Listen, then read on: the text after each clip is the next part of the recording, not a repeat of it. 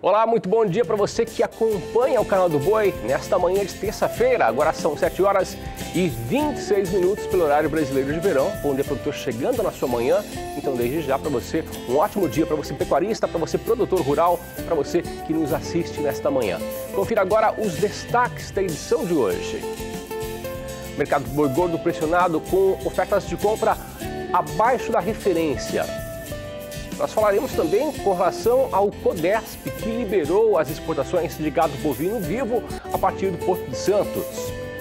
E também você vai saber como se prepara e como se selecionam as matérias para fazer a silagem específica para a época de inverno. E também nós teremos para você muita informação do mercado financeiro, do mercado físico. Aliás, as principais commodities brasileiras você verá aqui no Bom Dia Produtor. E nós traremos para você uma matéria muito importante sobre uma fazenda que fica em Rochedinho, no Mato Grosso do Sul, que utiliza do turismo rural para difundir a gastronomia. Tudo isso e muito mais a partir de agora no seu Bom Dia Produtor.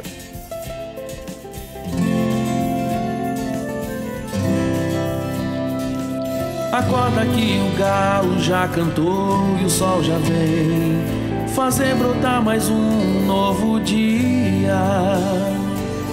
Lenha no fogão, café pra esquentar e a bicharada no quintal. Horta pra molhar, tira leite no curral.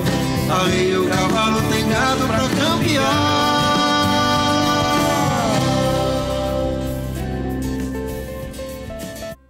Bom Dia Produtor inicia essa terça-feira falando sobre o mercado físico do boi gordo, que das 32 praças pesquisadas pela agência Scott Consultoria, pelo menos 12 apresentaram baixa ontem, segunda-feira.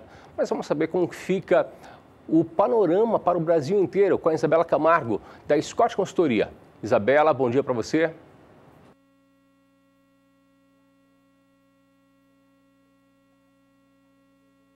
Segunda-feira, 29 de janeiro de 2018. Das 32 praças pesquisadas pela Scott Consultoria, tivemos queda em 12 delas para a arroba do boi gordo. Em São Paulo, a arroba do bovino terminado ficou cotado em R$ 145,50 à vista livre de fundo rural. É uma queda de 0,6% em relação ao início do mês. No estado, as escalas de abate giram em torno de 3 a 4 dias. Já no mercado atacadista de carne bovina com osso, o boi casado de animais castrados ficou cotado em R$ 8,96 o quilo. Já para a carne sem osso, na média de todos os cortes pesquisados aqui na Scott Consultoria, os preços estão em média 3,9% menores em relação nos últimos 30 dias. Isso fez com que a gente tivesse um estreitamento da margem de comercialização dos frigoríficos que fazem a desossa, que atualmente está em 19,7%. São 0,7 pontos percentuais a menos do que a média histórica. Bom, por hoje é só. Eu sou Isabela Camargo, zootecnista e consultora de mercado da Scott Consultoria. Um abraço a todos e até a próxima. Olá a todos. Obrigado, Isabela, pelas informações, pela participação. E agora nós temos para você informações direto de Brasília. O Fundo Constitucional do Centro-Oeste, o FCO, vai disponibilizar para esse ano mais de 9 bilhões para a região Centro-Oeste. Para falar sobre os assuntos, sobre as taxas de juros e sobre os projetos que podem ser contemplados com esses recursos, nós vamos até Brasília com o Odacil Canepa, que traz para a gente uma entrevista com o superintendente da Sudeco. Odacil.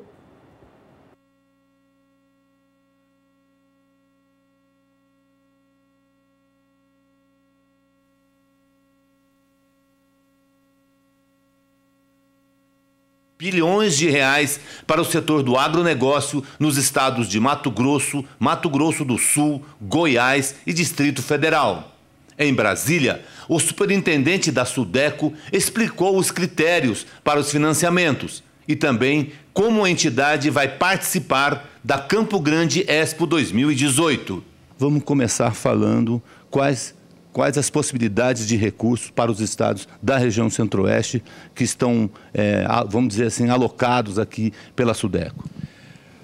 O Fundo Constitucional do Centro-Oeste, o FCO, que sempre contribuiu e muito para o desenvolvimento da região Centro-Oeste, tem reservado para o exercício de 2018 9,6 bilhões de reais para serem aplicados nas 4 unidades, dos quais nós temos 1 bilhão e 800 milhões no DF, 2 bilhões e 200 milhões para o Mato Grosso do Sul e 2 bilhões e 800 milhões para Goiás e Mato Grosso. Quais os setores da economia que mais vão ser atendidos, principalmente em relação ao agronegócio? O FCO não estabelece nenhuma preferência. O dinheiro fica disponibilizado para as pessoas físicas e para os empresários, tanto do agronegócio, da pecuária, especificamente, ou da indústria e do comércio. Então, só para o nosso produtor entender, para conseguir o recurso da SUDECO, ele precisa de um projeto, é isso? O Banco do Brasil, que é um dos agentes e que é o agente governamental, financeiro governamental que cuida da administração desses recursos, tem formulários que estão em todas as agências do Banco do Brasil, assim como também são encontráveis esses formulários nas agências do Sicob, do Sicredi e aí no Mato Grosso do Sul, do BRDE, o Banco de Desenvolvimento do Extremo Sul, que atua no nosso estado. Há algumas situações quando os empreendimentos são grandes, há necessidade da elaboração de um projeto. E esses projetos devem ser apresentados sempre na agência do Banco do Brasil, de preferência do tomador, do empresário. Doutor Antônio, com relação à legislação, houve alguma mudança que beneficiou a questão dos juros? Com a medida provisória 812, que foi editada no começo de dezembro do ano passado, 2017, algumas alterações foram determinadas. Essas alterações dizem a forma de estabelecimento das taxas de juro. Elas serão agora, a partir do começo de 2018, na forma pro rata die, o que dá uma grande confusão. Tanto que o Banco do Brasil ainda não tem condições de começar a operacionalizar com essa nova taxa de juros. Estamos informados pela direção do Banco do Brasil aqui em Brasília que isso só vai ser possível a partir da segunda quinzena de março, com o que a SUDECO não concorda. Entende, mas não concorda. E estamos trabalhando junto ao Banco do Brasil, junto à bancada parlamentar do Centro-Oeste, especificamente com a nossa bancada no Mato Grosso do Sul, para que esse prazo seja diminuído. Porque é inadmissível que a liberação de recursos só comece já no final do 3º mês do ano. O produtor rural não pode esperar tanto tempo. E nós estamos trabalhando no sentido de diminuir esse prazo. Já perdemos o mês de janeiro. Não é possível que isso vá além do mês de fevereiro. Doutor Antônio, com relação à exposição que vai ser realizada em Campo Grande Expo, a SUDECO vai participar desse projeto? Com certeza. Nós entendemos que a economia brasileira, e particularmente a economia do Centro-Oeste, que é uma economia tomada por região, que tem se destacado na economia nacional, e particularmente nesse destaque está o agronegócio, está a atuação dos nossos fazendeiros, das nossas empresas nesta área. É necessário que hajam iniciativas como essa da Campo Grande Expo 2018. Não podemos ficar, como no passado, restritos a iniciativas que, embora tradicionais, sejam únicas. Quanto mais gente estiver difundindo o agronegócio, difundindo as formas de captação de recursos, difundindo a quantidade de equipamentos na área agrícola modernos que nós temos já à disposição, tudo isso vai contribuir para o desenvolvimento e para o aprimoramento da produção do setor. O Dacil Canepa para o SBA. E o terminal Ecoporto, que fica dentro do Porto de Santos, está autorizado a iniciar o embarque de aproximadamente 27 mil bois com destino à Turquia. Isso acontece após a diretoria da Agência Nacional de Transportes Aquaviários, a ANTAQ, divulgar posicionamento favorável à operação. Exportações com origem no Porto de Santos é o assunto do Bom Dia Entrevista. E nós vamos conversar aqui com o João Pedro Couto Dias, analista de agronegócio pela rede SBA. Notícia boa para esse início de semana, né, João? Muito bom dia para você. Bom dia a todos vocês. Bom, pelo menos uma coisa sensata. Parece que veio um bom senso em todo mundo e resolveram acatar o que era o lógico. Eu já tinha sido embarcado no navio, a questão até nós mostramos aqui no canal o embarque. Não há nenhum risco de maltratos animais, os caminhões chegam, encostam, sobem numa rampa, esses animais já estão acostumados, eles passam por um processo de adaptação para acostumar a comer no coxo. São animais novos, são garrotes de 250, 260 quilos, paga-se um bom preço. Quando deu esse problema lá em Santos, começaram a procurar comprar no Mato Grosso para levar para Barcarena. Lá se pagava 1.300, 1.380 por animais desse padrão.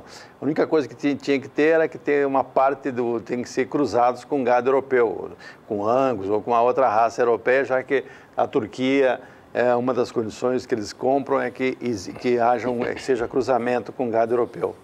Então, uma coisa é o bom senso. O Brasil o Brasil é um país de jabuticaba, só tem no Brasil, e das maluquices, como foi essa aqui em Santos. De uma hora para outra, um deputado acha que o bichinho sofreu maus tratos e já começa a criar um problema. O Porto de Santos, o Ecoporto é uma concessão do Porto de Santos, que é um terminal que está preparado para receber navios desse tipo e tranca o processo. Então, isso é um absurdo, isso cria problemas homéricos para o Brasil e principalmente prejudica a imagem brasileira, ou seja, aqui é um país de terra das bananas. Com essa concessão, com essa autorização da ANTAQ, será que a Codesp também vai liberar também as exportações? Já não temos mais essa barreira? Não, acho que não, porque no momento que a ANTAQ liberou, a Codesp automaticamente liberou, o Ecoporto é uma concessão. Certo. O Ecoporto vai se preocupar, lógico, tem que se preocupar com a questão de bem-estar, tem que fazer como tudo tem que ser feito, ou seja, seguir as normas.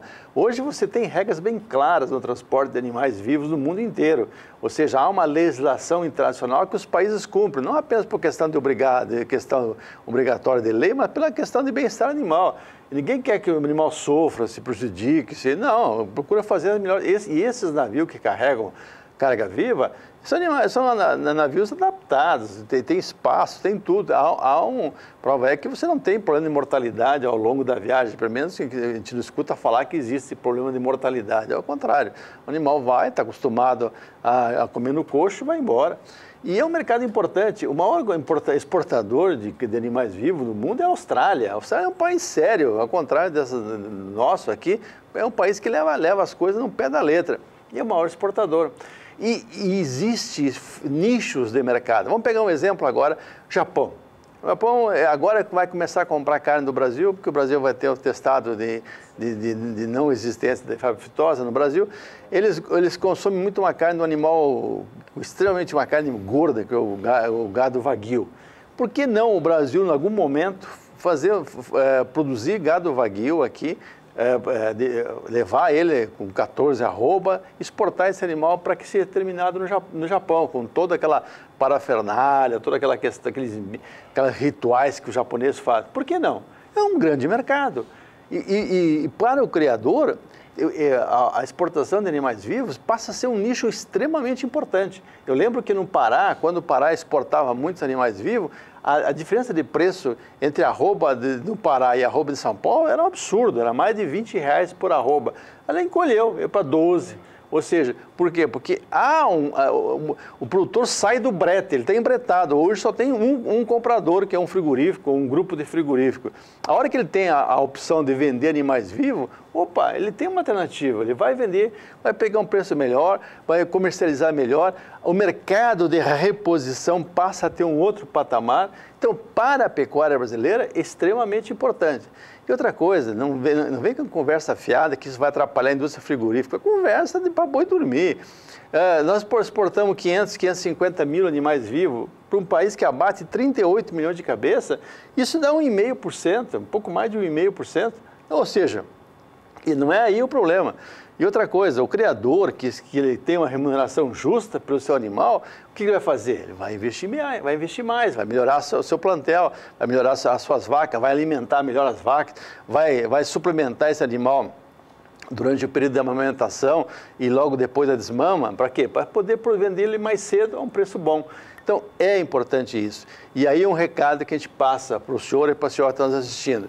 O setor rural tem que estar acordado, porque não vai faltar gente que vai querer tirar vantagem em tudo. Malandro, ou por questão de voto, ou por questão de dinheiro. Então, o setor rural tem que estar acordado. Essa reação rápida da ANTAC foi porque houve uma pressão do setor rural. Nós mesmos aqui, quantas matérias nós fizemos sobre isso? Por quê? Porque é uma coisa que ofende, vai contra os interesses da agropecuária brasileira.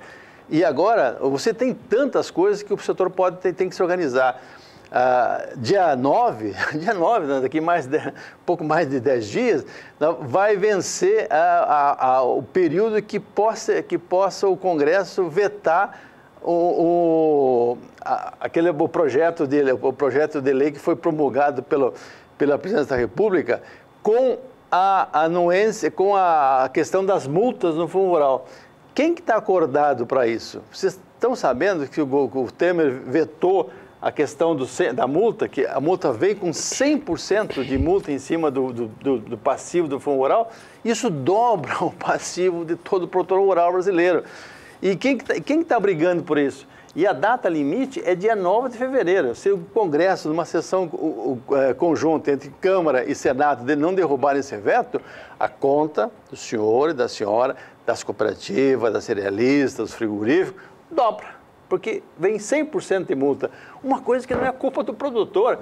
Lá em 2010, o Supremo Tribunal Federal, o órgão máximo que define a constitucionalidade ou não das ações, declarou que não era constitucional o Fundo Rural. Aí o governo agora trocou 2 ou 3 juízes do Supremo, entrou o Alexandre de Moraes, votou a favor, todo mundo vai ter que pagar retroativo. Então, isso é um absurdo. Mais um exemplo que o setor tem que se organizar para brigar junto. João, obrigado pela participação. Bom trabalho. Até mais. E agora o assunto é sobre previsão do tempo. Vamos saber sobre previsão do tempo para a região centro-oeste, que deve receber chuvas em excesso e pode até prejudicar um pouquinho o manejo nos pastos. Mas vamos saber detalhes com a Graziela Gonçalves, da Somar Meteorologia. Graziela, qual que é a previsão para a região centro-oeste? Bom dia para você. Bom dia a todos que mais uma vez nos assistem. A formação de um novo corredor de umidade está favorecendo mais uma vez a entrada de instabilidades sobre grande parte da região centro-oeste e a chuva já volta a ganhar um pouco mais de intensidade.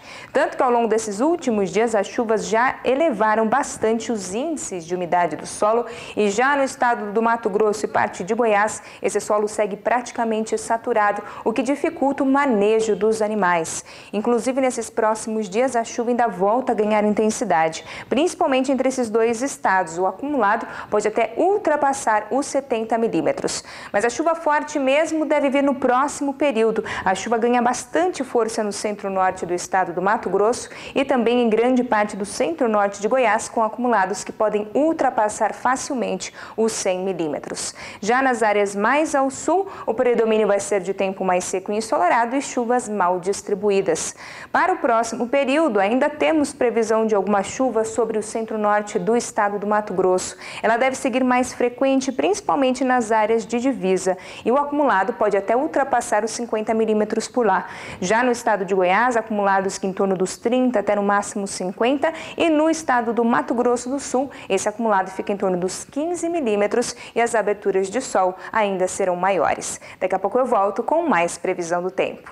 Estou aqui ao lado de Tarcísio.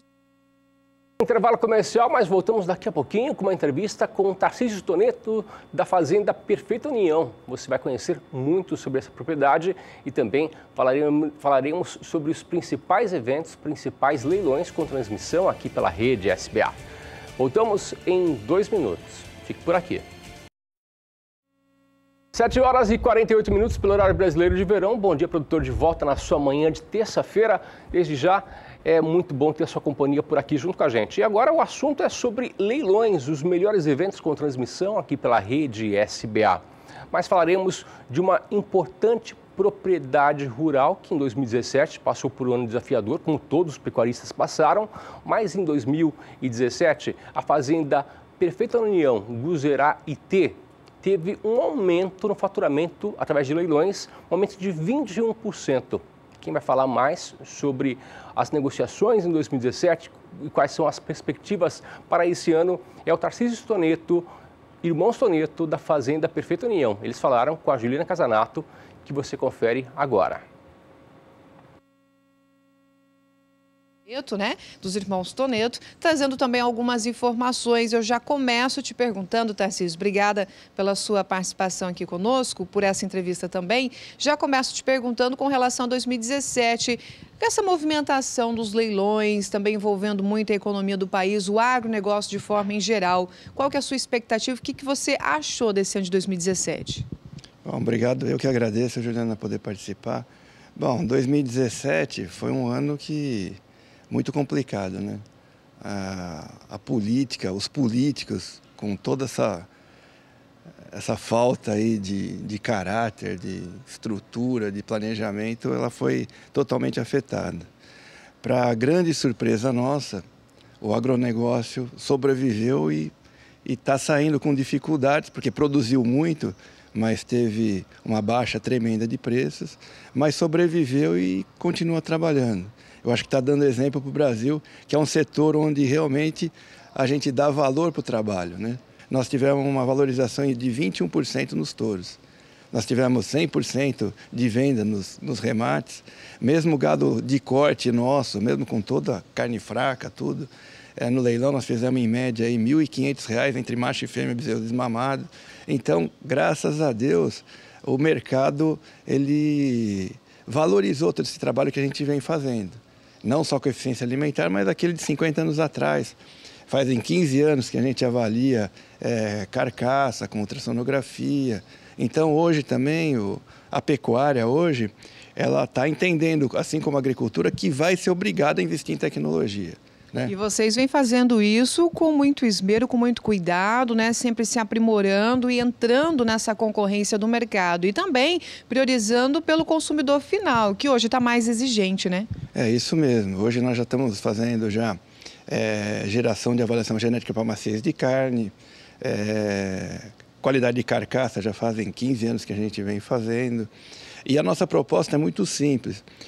Nós hoje estamos tentando nós estamos criando uma ferramenta que é para promover cruzamentos rotacionados entre raças que você tem heterose.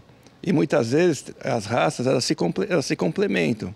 E isso é feito no mundo inteiro hoje. Um boi, quando vai para o corte, 90% do boi que vai para corte fora do país, ele é de cruzamento.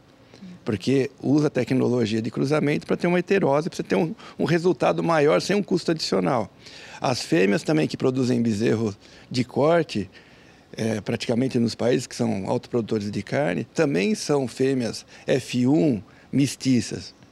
Então, a nossa proposta é fazer um Guzerá que seja altamente eficiente, que tenha habilidade maternal para desmamar um bezerro pesado sem auxílio de complementação, de creep feeding ou qualquer coisa, mas que também no cruzamento ele vai aumentar a rusticidade do produto, não perder. Então essa é a nossa proposta e acho que isso acabou sendo entendido pelo mercado e graças a Deus a gente está conseguindo valorizar nosso produto e ter o espaço nosso do Guzerá dentro da cadeia produtiva da carne. E apesar de todo esse desafio do ano, né, como a gente comentou também no começo dessa entrevista, vocês conseguiram se sobressair perfeitamente, inclusive você conseguiu até uma valorização a mais, houve um aumento de mais de 20% nos seus leilões? Isso, nós tivemos um aumento de 21% no caso dos reprodutores. Agora, isso a gente não fez sozinho, né? Na pecuária não faz nada sozinho. Nós tivemos uma grande sorte de fazer grandes parcerias. Uma delas é a Universidade da Califórnia, a USP de Pirassununga, a Aval, Serviços Tecnológicos, a NCP. Então, nós tivemos a sorte, nós e nossos parceiros tivemos a sorte de ter aí, praticamente, eles adotaram, né, a família Toneto e o trabalho nosso. Com certeza. Tenho certeza que o ano de 2018 também vai prometer muita coisa boa, principalmente para o agronegócio, que vem crescendo muito, apesar dessa crise que nós tivemos passando aí nos últimos meses. Mas, se Deus quiser, agora vai tudo voltar a andar a passos largos, como era antigamente. Mas eu quero, antes de finalizar essa nossa entrevista, que você deixe, então, um recado para o nosso telespectador, principalmente da agenda, do boletim, né, também na batida do martelo, os nossos telespectadores que acompanham sempre também os nossos leilões, viu? Que acompanham o seu leilão, o leilão de outros parceiros também. Uma mensagem, um recadinho de final de ano. Bom, eu acho que o meu recado tem que ser agradecer, né? Nós estamos há 50 anos já produzindo e, graças a Deus, a gente tem a confiança e o apoio de todos vocês, né? Então, todo evento que a gente sempre faz, a gente sempre é muito bem prestigiado, as pessoas acreditam no nosso trabalho, acreditam na nossa proposta. Então, eu queria agradecer a todos vocês e fica o nosso compromisso aqui, de procurar melhorar sempre, né? Nossa preocupação não é aumentar a sua quantidade, mas sim melhorar a qualidade. Fazer uma ferramenta que vai chegar na sua casa e vai aumentar a sua produção, vai melhorar a sua produção e você vai poder ter um retorno melhor da atividade que você tem fazendo. Essa é a nossa proposta. Então, eu queria fazer um agradecimento especial ao Canal do Boi, também, que são 20 anos de parceria. Bastante. A gente procura fazer... colocar bastante tecnologia no nosso negócio, mas também se não tivesse divulgação, não ia adiantar nada, a gente também não ia estar hoje conseguindo fazer o que a gente faz. Então eu queria desejar aqui saúde para todo mundo, né? E paz e alegria, que é o que a gente precisa também para ser feliz. Guzerá e T, Perfeita União, parceiros aqui do Canal do Boi. E agora o assunto é previsão do tempo. Vamos saber como fica a situação na região sudeste. Por lá parece que a chuva vai voltar com força. Isso entre a região norte de Minas Gerais e o Espírito Santo. Quem traz para a gente detalhes é a Graziela Gonçalves, da Somar Meteorologia. Graziela, como fica a situação na região sudeste? Vai chover muito por lá? A formação de um novo canal de umidade em direção à região sudeste já está voltando a trazer mais pancadas de chuva, tanto que a umidade do solo se elevou mais uma vez em grande parte do estado de São Paulo, oeste e sul de Minas Gerais e sul do estado do Rio de Janeiro. Já nestas áreas mais ao norte de Minas e no Espírito Santo, por enquanto, a umidade do solo ainda está mais baixa, mas logo ela deve se recuperar e recuperando então o desenvolvimento das pastagens por lá, pois o acumulado já deve ultrapassar facilmente os 100 milímetros entre essas duas regiões. Já nas demais áreas da região sudeste, temos ainda a previsão de chuva, mas ela segue um pouco mais mal distribuída e com maiores aberturas de sol. Agora, ao longo do próximo período, a chuva continua ganhando muita força, principalmente no centro-norte mineiro, onde os acumulados ainda continuam ultrapassando os 100 milímetros e no estado do Espírito Santo, essa chuva também segue um pouco mais constante. Já em grande parte do estado de São Paulo, principalmente nas áreas mais a oeste, o predomínio volta a ser de tempo mais seco e ensolarado e o acumulado mal deve passar dos 5 milímetros. Para o próximo período, então lá na próxima semana, já temos então uma diminuição desta chuva na maior parte da região, mas ela ainda continua caindo de maneira um pouco mais mal distribuída, mas agora o acumulado será menor. Mas mesmo assim, o solo já ainda segue mais umedecido, principalmente desde o centro-norte do estado de Minas até o Espírito Santo. Daqui a pouco eu volto com mais previsão do tempo. Vamos a um breve intervalo comercial, mas voltamos daqui a pouquinho para falar sobre produção de silagem para gado leiteiro. Então, o assunto é muito importante. Fique com a gente, nós voltamos daqui a 2 minutos com o Bom Dia Produtor. E 1 minuto, Bom Dia Produtor de volta na sua manhã de terça-feira. É um prazer ter você junto com a gente. Agora o assunto é sobre silagem. Esse período do ano é o momento ideal para o pecuarista montar estratégias para a alimentação do rebanho, pensando na época da seca. E a produção de silagem pode ser de extrema importância para o aumento da produção de leite em períodos de estiagem ou até mesmo para garantir menores custos de produção. O processo de produção da silagem vai além das escolhas da semente e é necessário seguir alguns padrões para garantir volumosos de qualidade para nutrir o gado. Produção de silagem para gado leiteiro é o assunto do Bom Dia Entrevista.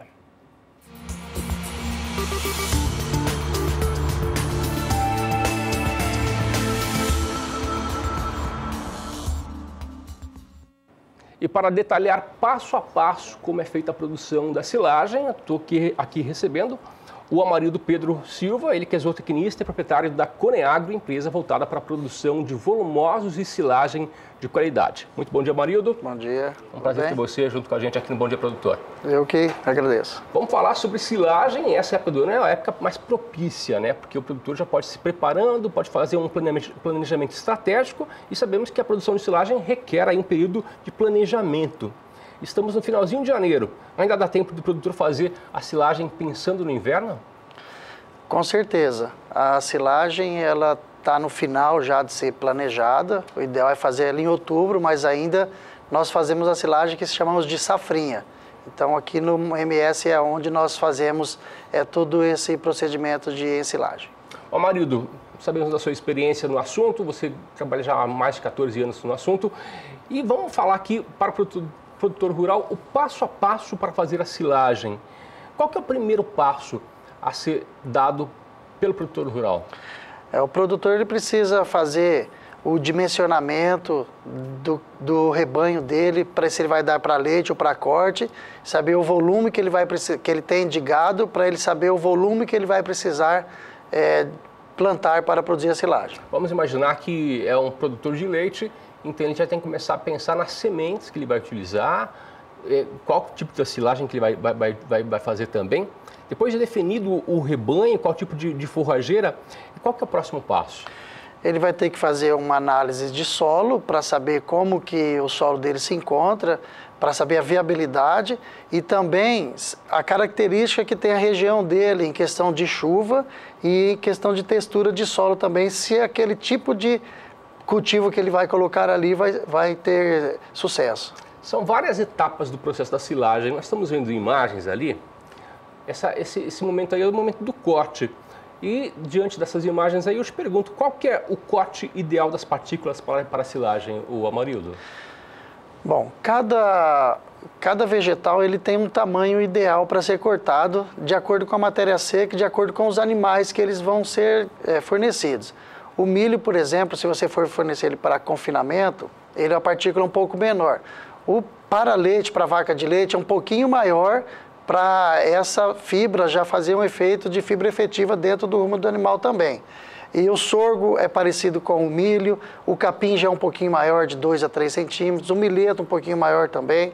Então, cada material, de acordo com a matéria seca, ele pode ser colocado para ser mais eficiente dentro do silo.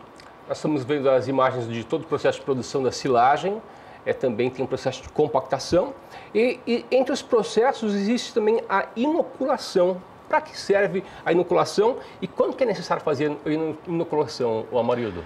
A inoculação ela é feita logo no corte. Quando vai cortando, existe uma maquininha que já vai inoculando.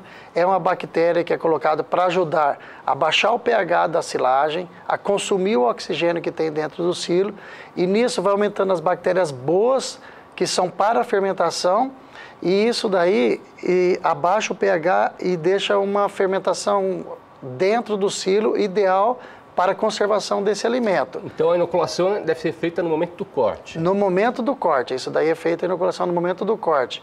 E o importante hoje é você usar bactérias que sejam antifúngicas. Então cada inoculante tem um tipo, cada silagem tem um tipo de fermentação.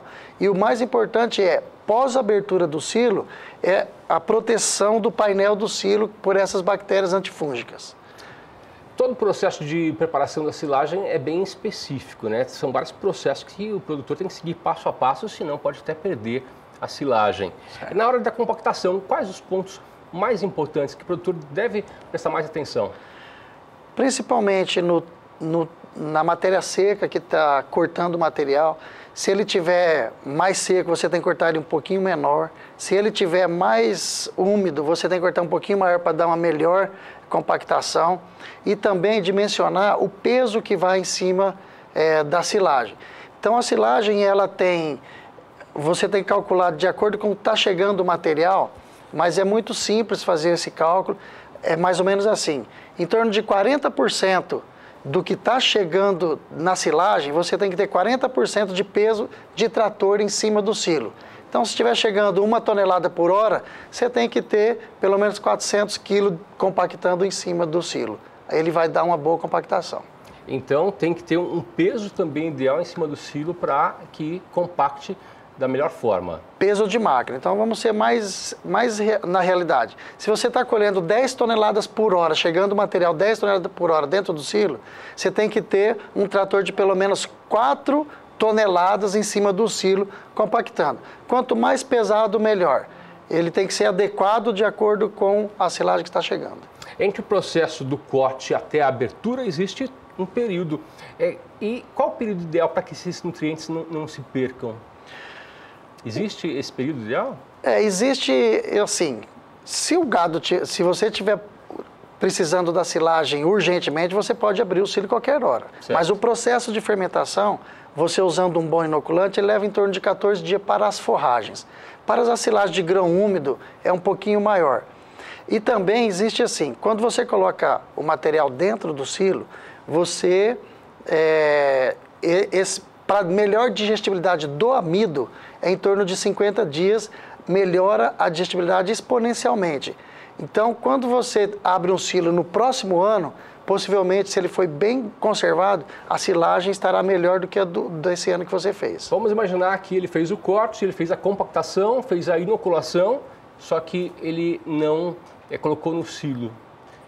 Se ficar a céu aberto, pode estragar essa silagem que já foi preparada ali? Ou tem alguns dias ainda para que ela se perca?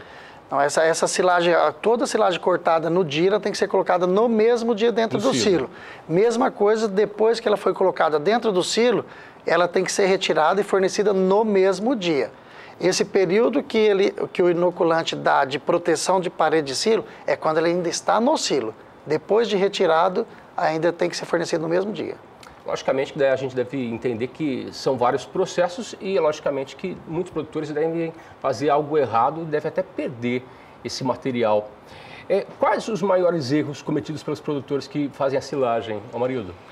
Principalmente o mau dimensionamento da lavoura, que é quando você começa a fazer a silagem, o mau dimensionamento de fornecimento de material, o uso de lonas que não são de boas qualidades. Hoje existem películas de oxigênio que você coloca por baixo da lona, que são barreiras mesmo de oxigênios, que ela não deixa passar nada de oxigênio, não estraga aquela camada superficial que você coloca, que você fica dentro do silo. Não deixa estragar nada no silo. Você usa a lona tradicional e a camada por baixo. Então, as maiores falhas, né, é no caso do silo. Na hora de colocar a silagem dentro dos silos, está fazendo a cobertura, está fazendo o fechamento disso. Conjunto isso aí, a má compactação. Isso daí, não existe silo muito compactado. Existe silo pouco compactado e isso daí pode não ter expulsado o oxigênio corretamente e esse oxigênio vai ficar dentro da silagem e vai estragar a silagem. Vamos falar agora sobre fermentação. Qual que é a umidade ideal? Existe uma umidade ideal para que se tenha uma boa fermentação dessa silagem? Dentro do silo, cada material também existe uma fermentação específica de cada material. Por isso que existe um inoculante específico para cada material. A silagem de milho, o ideal seria que a gente conseguisse ensilar ela com 32% de matéria seca.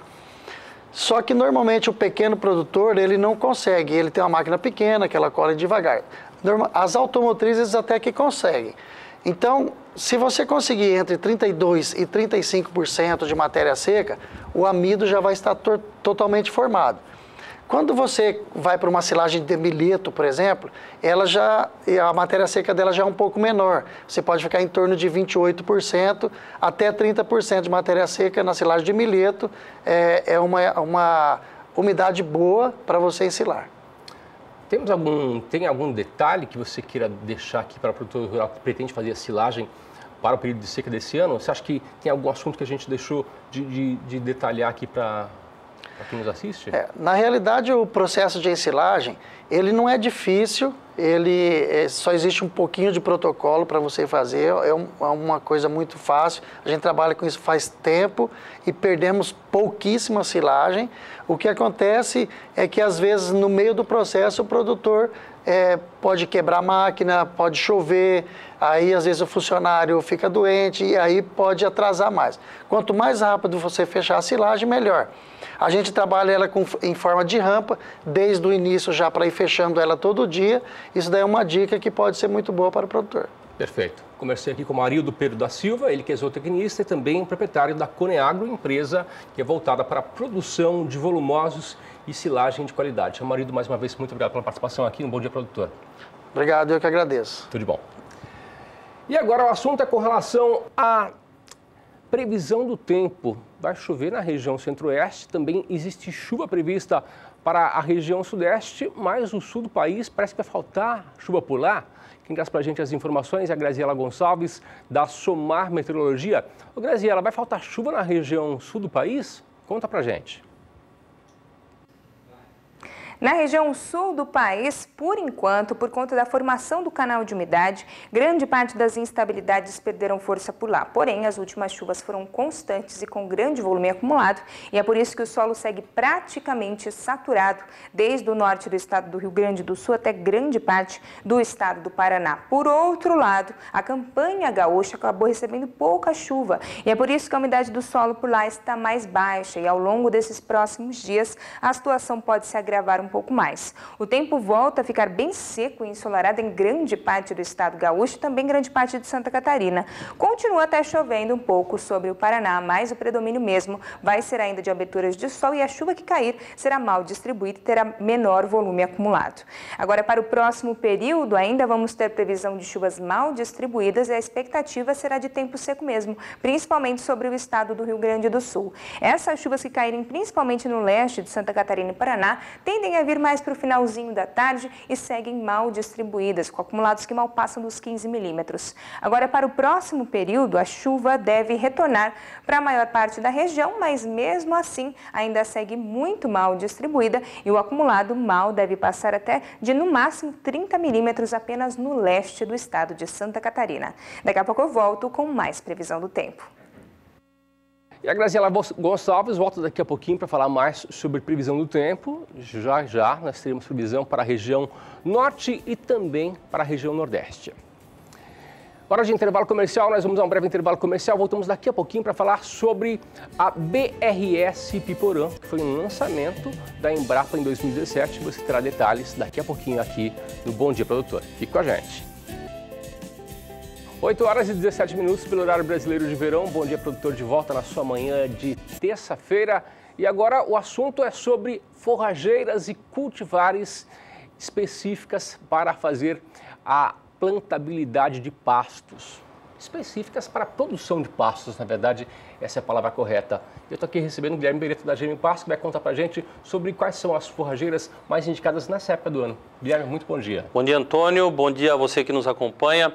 Olha, Antônio, existem várias opções. Na verdade, a gente gosta muito de ouvir você, produtor rural, e dizer qual a melhor forrageira que se encaixa principalmente no seu modelo de produção e de acordo com o que você quer investir aí, principalmente no seu solo. Se você quer corrigir, você quer fazer calcário, gesso, adubo, nós temos um posicionamento. Se você vai mexer com vaca de cria, nós temos uma segunda opção. Então, são várias opções para que realmente você tenha aí na sua empresa rural um negócio rentável e que te dá lucro. Lembrando que a Germipasto, Antônio, hoje trabalha com várias cultivares, nós somos associados da Unipasto, que é um seleto grupo de empresas, se eu não me engano são 31 empresas apenas que participam da Unipasto, que é uma associação que gera recursos financeiros principalmente para estar financiando a pesquisa em parceria com a Embrapa Gado de Corte para o lançamento de novas cultivares, para que a gente tenha aí sempre incrementos maiores, tanto em ganho de peso, como também na produção de leite. Hoje nós trabalhamos, viu, Antônio, com pelo menos 19 cultivares, todas as braquiárias, inclusive você que vai fazer a integração lavoura-pecuária, está prestes aí a colher a sua soja. Nós temos aí o próprio Piatã, nós temos a braquiária rusiziense, nós temos o Charaés, né, o Marandu, o Decumbis, várias opções que atingem esse objetivo de fazer palhada aí na sua invernada.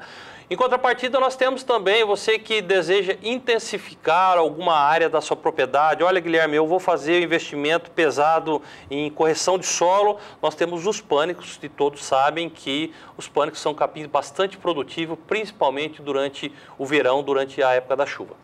Em 2017, a Embrapa Gado de Corte lançou ao mercado algumas cultivares, alguns híbridos novos.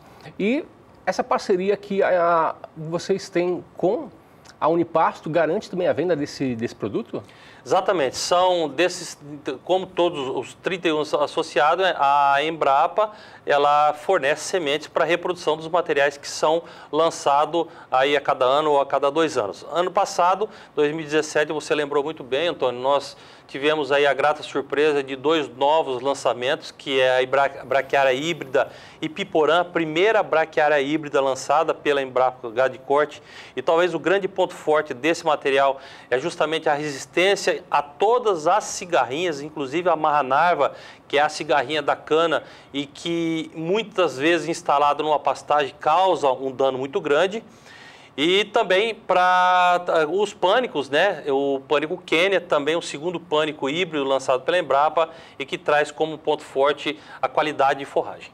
Nós temos imagens, essa pastagem aí foi feita com qual semente? Essa aí é uma semente Select, né? A semente incrustada da Gerpasto, a cultivar é o Piatã, né? E é isso que a gente deseja para o produtor que nos assiste, né, Antônio? Quando a gente tem uma boa semente, um bom preparo de solo, não ter erro, essa é a formação que vai ficar. E aí é aquela história, né? Com 120, 90, 120 dias pós-plantio, você já vai estar inserindo os animais na área, como é o caso dessa propriedade. E é um pasto muito bonito, por sinal, né? Muito bonito, bem limpo. Aquela questão de a gente falar, olha, eu tenho tantos hectares de pasto. Nessa situação que a gente está vendo na tela, realmente, Antônio, nós temos aí a quantidade exata de pasto, porque a gente não vê a incidência de ervas daninhas, né? Nós, semana passada, eu estava andando aqui na região de Santa Rita do Pardo, interior de Mato Grosso do Sul, e a gente vê muitas áreas com bastante inso.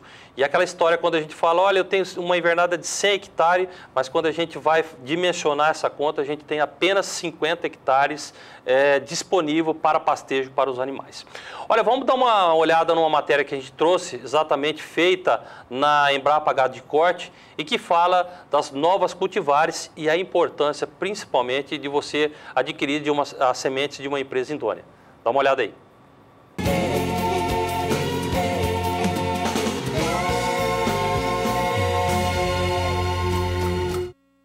Sementes protegidas. Já ouviu falar desse assunto? Eu vou bater um papo com o Rodrigo Amorim. Ninguém conhece ele aqui na Embrapa por esse nome, mas é o Guga da Embrapa que vai falar sobre a proteção de sementes forrageiras ou de espécies forrageiras. É importante, é um assunto é um tema fundamental. Sim, com certeza. São materiais protegidos com garantia de qualidade, né? Então hoje no mercado nós temos 4 variedades protegidas de braquiária e 3 de pânico. Então, se você pegar as braquiárias em ordem cronológica, é o Piatã, BRS Tupi, BRS Paiaguás e BRS Piporã, recentemente, lançado esse ano. E dos pânicos, nós temos 3 materiais protegidos, né? Que é o Zuri, o Tamani e o Quênia. Qual a importância de o produtor adquirir sementes que tenham essa proteção? Olha, basicamente pautado na qualidade desse produto. Então, é um material de excelente qualidade, com um aporte tecnológico muito grande em cima desses materiais. Foram desenvolvidos por longo tempo, sendo testados nas mais diversas situações, e isso confere ao produtor um material de muito boa qualidade que pode ser usado no campo. As sementes, quando são lançadas, elas são lançadas com uma série de informações sobre a condução, instalação, manejo de um campo de produção. A utilização de sementes piratas, o produtor incorre em uma série de erros, né? Para começar, ele não vai ter certeza da origem genética daquele produto que ele está comprando.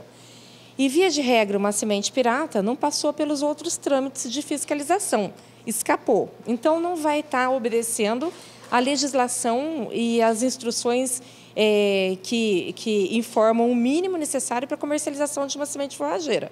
Por exemplo, padrão mínimo de pureza, padrão mínimo de germinação ou viabilidade e também com relação às nocivas, que são as plantas daninhas, toleradas e proibidas, fora o problema genético da composição genética daquele material. Então, você não vai ter certeza também de como conduzir o seu pastejo. Quem perde com a pirataria de sementes? Na prática, todos os elos perdem. O obtentor, que seriam as instituições de pesquisa que desenvolvem a cultivar, porque não arrecadam os royalties pertinentes. O parceiro, que é aquele que tem a obrigação da comercialização do produto dentro dos padrões, e também o consumidor. E o governo perde pela falta de arrecadação de impostos, porque sementes piratas são comercializadas de maneira clandestina. Essas sementes têm que ser fiscalizadas, comprar de empresas idôneas, né? As cultivares de preferência, as que estão ainda protegidas de parceiros, e aquelas que não, de empresas idôneas. A Unipasto é um grande parceiro da Embrapa com relação a tanto fomentar a nossa parte de pesquisa, como difundir esses materiais no Brasil. Como são um grande número de empresas, tem uma capilaridade muito grande no mercado nacional, então essas empresas são autorizadas, elas pagam royalties, então elas trabalham sério com isso para difundir esses materiais que nós lançamos para toda a cadeia produtiva de bovinocultura do Brasil. A Unipasto é uma associação de mais de 30 produtores de sementes, né? Então, a semente de alta qualidade, tem que ter certeza que são eles que estão comercializando essa semente. Cuidem bem para comprar apenas semente certificada pela Unipasto.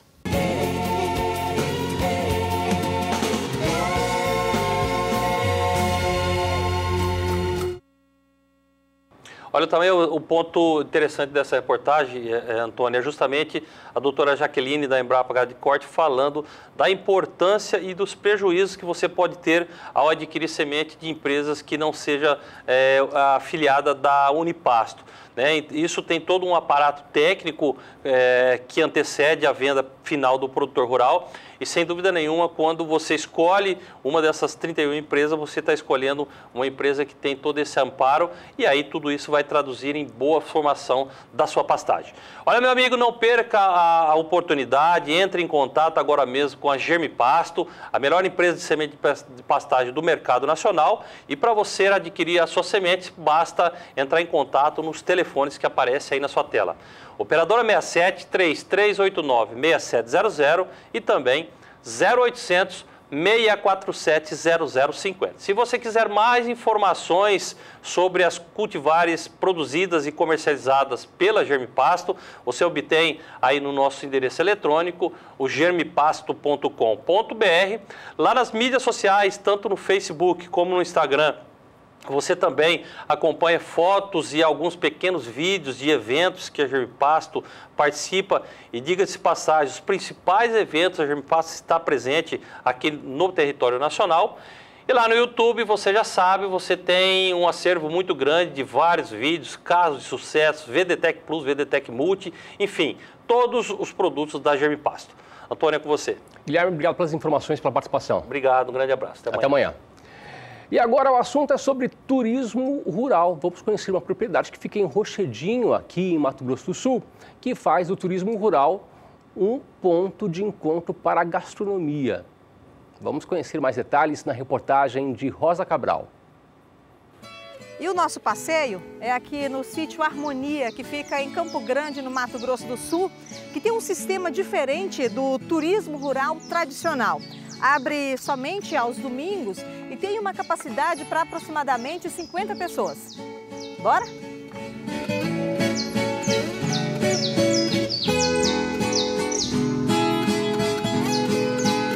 Recepção calorosa, do jeitinho da roça.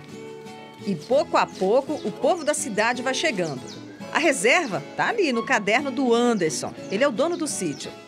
Bom dia, Paulo. Vamos entrando. E bem-vindos à casa que une bom gosto na decoração e aquele aconchego gostoso do turismo rural.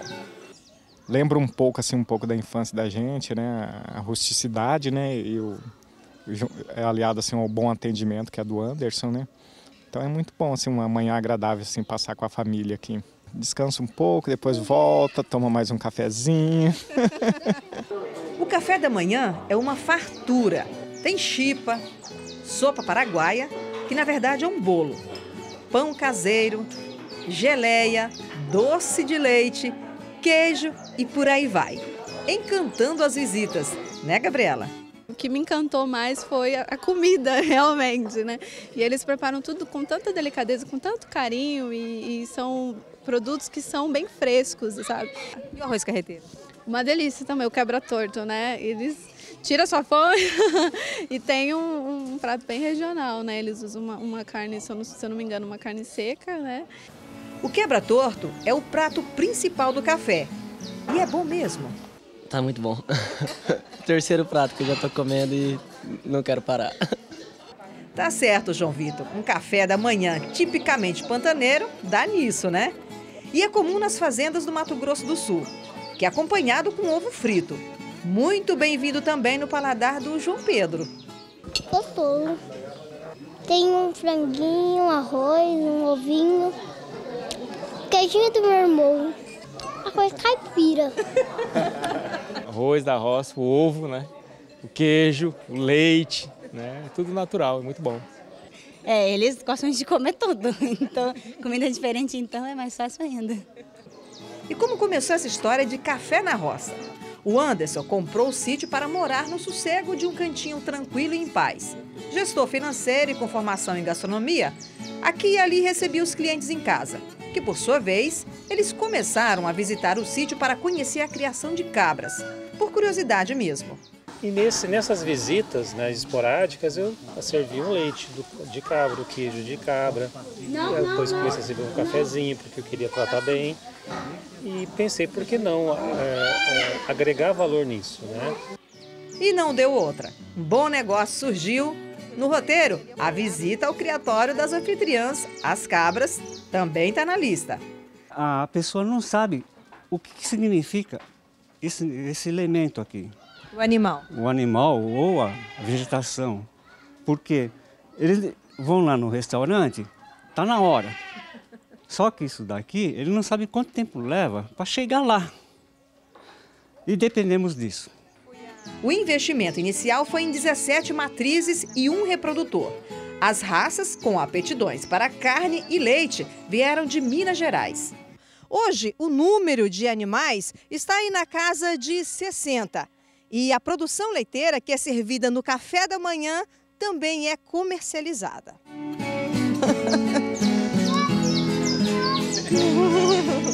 E por falar em leite, a safra de filhotes é atração. Olha que coisa fofa, bebendo leite na mamadeira. As crianças fazem a festa. Tô achando legal. Essa é a minha primeira vez que eu passo a mão num cabritinho. A proposta não é ceder isso. A proposta é ter uma manhã de domingo diferente. E com isso a gente teve o foco principal na comida, na gastronomia mesmo. Degustação à vontade, cantinho de oração, pomar, galinhas no quintal e vamos seguindo com a prosa. E tem surpresa, adivinha? O Anderson topou ensinar o famoso quebra-torto pra gente. É fácil ou difícil? Super fácil de fazer, simples. Vamos lá, 1 quilo de arroz, ovo caipira, 5 dentes de alho, suco de 4 laranjas, óleo e sal. E 1 quilo de carne soleada. Opa, peraí. Lá no começo a Gabriela falou o que sobre a carne? Se eu não me engano, uma carne seca, né? Anderson, qual é a diferença da carne seca para a soleada? O tempo de maturação dela é diferente da carne de sol. Então ela passa de 24 a 48 horas no sereno. E ela já é pronta para uso, você não precisa fazer a dessalga dela. Entenderam? Então, bora seguir. Óleo na panela quente, a carne soleada. Acho que ela tem um pouquinho de gordura, que isso também ajuda, né? Tanto no sabor como na maciez da carne. E quando chegar nesse aspecto de bem frita, é hora de acrescentar o alho.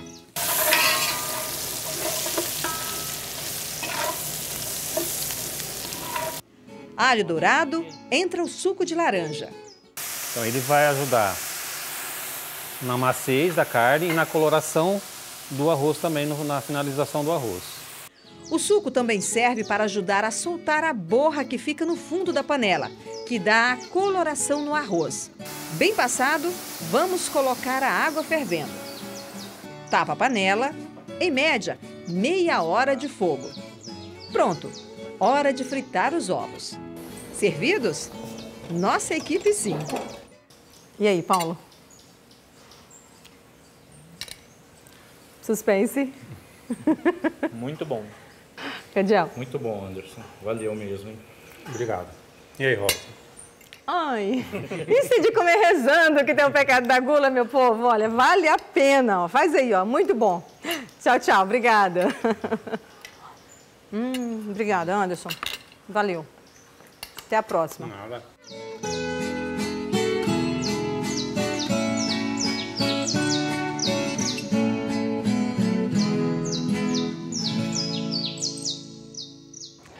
Deu fome. E agora o assunto é sobre as cultivares. Em 2017, a Embrapa Gado de Corte, aqui de Campo Grande, no Mato Grosso do Sul, lançou 2 novas cultivares no mercado. E uma delas foi a BRS Ipiporã. O João Pedro Cuti Dias, analista de agronegócio aqui da rede SBA, conversou com um pesquisador da Embrapa, que trouxe mais detalhes sobre o híbrido. Veja. Doutor Alexandre, as gramíneas têm um papel fundamental, ainda mais agora que o Brasil, a expansão, a grande fronteira agrícola do Brasil são os solos arenosos. E as gramíneas têm um papel fundamental nesse processo para viabilizar a produção de grãos. Aqui nós temos vários materiais. Vou começar pelo Ipiporã. O que você fala para o nosso telespectador a respeito do Ipiporã? Então, João, o Ipiporã é um híbrido, né, que vem buscar as características de valor nutricional, né, de qualidade da Rusizense e da Braquiária brisanta, né? Como o marandu é uma Braquiária brisanta, então ele vem exatamente um híbrido entre essas duas e vem buscar então essas características de resistência e alto valor nutricional. Você acredita que já vai haver semente disponível dele a um preço razoável para que o produtor, o agricultor que faça a integração começar a usá-la a partir dessa safra? Olha, João, creio que ainda demora um pouquinho, né? Porque o pessoal está multiplicando semente, então. Mas eu acredito que em tempo de uns 3 anos deixa regularizado o preço, né? E os preços venham a se tornar mais acessíveis, existindo mais oferta de capim, mais oferta de semente, né? Uma coisa que chama a atenção de quem olha essa braquiária é a folha, a qualidade da folha dela.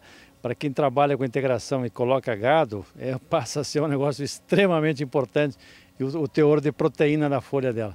Então, o valor nutricional é alto, né, que envolve proteína, digestibilidade, a quantidade de fibra que tem, que vai dar um parâmetro de quanto essa forragem é digestível, né, é utilizável pelo animal.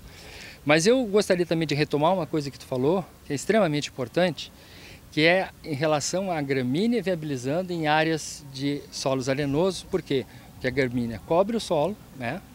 E a gramínea ela vai incorporar matéria orgânica nesse solo, aumentando a retenção de umidade, diminuindo os efeitos de veranico, que são muito importantes em área arenosa, ou seja, afeta muito. Então as gramíneas hoje têm várias opções, né? Estamos falando de Ipiporã, nós temos Paiaguás, né, que ela entra mais no período seco produzindo, para quem faz integração é interessante. Nós temos já o Piatã, né, nosso conhecido aí, que também faz bem esse papel, entrando mais no período seco, consorciando bem com milho, com sorgo, né, para utilização em consórcio ou em pasto safrinha pós-soja. E também nós temos os pânicos para aquelas áreas que têm mais fertilidade, que tem solo mais argiloso, que tem condições então de manter esses pastos. E aí nós temos o Zuri, né, um pasto que vem aí num formato, numa produtividade muito parecido com o Mombaça. Nós temos o Quênia, que é uma espécie de substituto, né, do Tanzânia, porque o Quênia tem um porte mais ou menos o mesmo, só que uma produção maior de folha.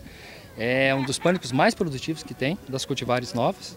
E a última cultivar é o Tamani, que é uma cultivar de pânico, mais de porte baixo, né, que facilita muito o manejo com vaca leiteira, com equinos, com ovinos, enfim, com animais de porte menor, né, mas que também pode ser usado tranquilamente com gado de corte, mas é uma questão assim de você ter um pasto de um manejo um pouco mais facilitado, já que o pânico cresce muito no período das águas e, portanto, exige um manejo mais intenso.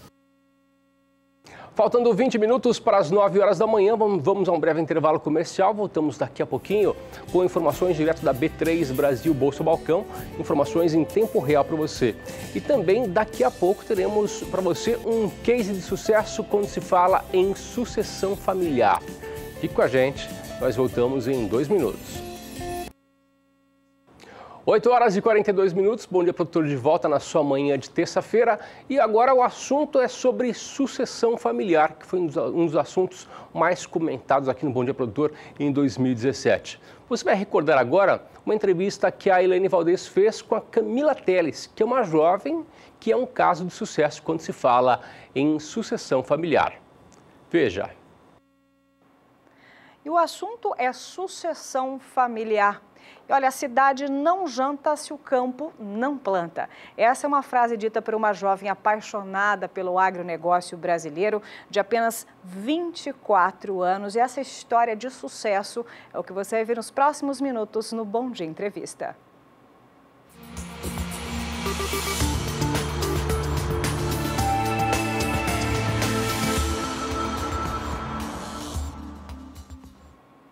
E essa história que você vai conhecer agora é da jovem produtora de apenas 24 anos, Camila Teles, que está conosco. Ela que é lá da região sul do estado gaúcho, está aqui visitando Campo Grande, aqui onde fica a sede da rede SBA. Ela que também é formada em Relações Públicas. Bem-vinda, Camila, aqui ao nosso programa. Prazer estar aqui. Estou conhecendo Campo Grande com o pé direito. Com o pé direito. E olha, a gente quer saber um pouquinho da sua história, que você se formou em Relações Públicas, mas já veio do campo, né? O pai trabalha no Senar, a mãe também gerencia fazenda. E da onde que veio? Saiu da cidade, fez um movimento inverso, tem muito jovem que vem do campo e vai para a cidade. Você está fazendo um movimento oposto, está voltando para o campo, e você que estava trabalhando já, inclusive, com grandes shows, né, Camila? Quando eu decidi fazer Relações Públicas e morar em Porto Alegre, que é a capital lá do Rio Grande do Sul, eu estava decidida a não voltar mais para casa, não voltar para o campo. Então, desde o início da minha faculdade, trabalhei com produção de eventos, trabalhei com diferentes segmentos de moda, gastronomia, decoração, e achei que eu estava completa. Mas eu contava as horas, os dias, os segundos para voltar para casa, ir para a fazenda, subir no meu cavalo e ficar na paz do campo e na qualidade de vida ímpar que existe dentro de uma propriedade rural. Então, eu me formei, pedi demissão do meu trabalho e decidi voltar para casa. E eu tenho certeza que essa foi uma das decisões mais certas que eu tomei, porque o agro tem espaço para diferentes profissões, ele está com um crescimento gigantesco de possibilidades e é muito importante que nós jovens, que a nossa geração enxergue isso e perceba que o agro é um campo fértil para a gente desenvolver novas ideias, empreender de maneira diferente e também agregar essas inovações que estão surgindo aí cada vez mais. É verdade. E olha, a gente sabe que nesse universo agro, grande parte, né, é vindo pela sucessão familiar, mas a gente tem acompanhado que muitos jovens não se interessam, querem sair do campo e ir para a cidade. Como você disse, o agronegócio ele tem um vasto campo que pode ser trabalhado e essa pegada urbana que você está trazendo, quebrando paradigmas, então, no meio rural. E é isso que é importante a gente perceber, que várias profissões podem se adaptar ao agro. Por exemplo, eu sou Relações Públicas, com foco em produção de eventos, trabalhei com shows internacionais, trabalhei de diferentes formas, mas a minha essência estava no campo. Eu acho que nós, jovens, a gente não pode ignorar essa essência por ter essa fome de crescimento rápido em grandes cidades. Grandes cidades, a concorrência é muito maior, se a gente for ver dessa forma, sendo que no campo, no interior, existem muito mais possibilidades de inovação. E aí já vem um ponto muito importante, que é dessa forma a gente conseguir valorizar o agronegócio, valorizar o trabalho dos nossos avós, dos nossos pais e os nossos também, porque na verdade o campo é uma profissão que nunca vai acabar. Produtor rural, o mundo depende dele. Por isso que eu sempre digo, a cidade não janta se o campo não planta. E não só isso, a cidade não se movimenta, a cidade não se veste. E é isso que as pessoas têm que saber. Eu saí em Porto Alegre para pedir para uma senhora como é que a agropecuária estava presente na vida dela? Ela me respondeu que através do cachorrinho, do animal de estimação. De que forma? Então eu acho assim que o erro é das pessoas que não têm noção ou nós que não comunicamos o que é feito dentro das propriedades? É um bom questionamento esse, Camila. E além disso também, a gente falando em sucessão familiar, inclusive a sua mãe é quem faz o gerenciamento no dia a dia. As mulheres também estão ganhando cada vez mais espaço no agronegócio. Totalmente, assim, na minha família eu acho que ela é o meu maior exemplo de guerreira rural, assim, é incrível ter isso em casa. E a gente trabalha junto, né? Nós criamos a empresa agora de hortaliças em sociedade.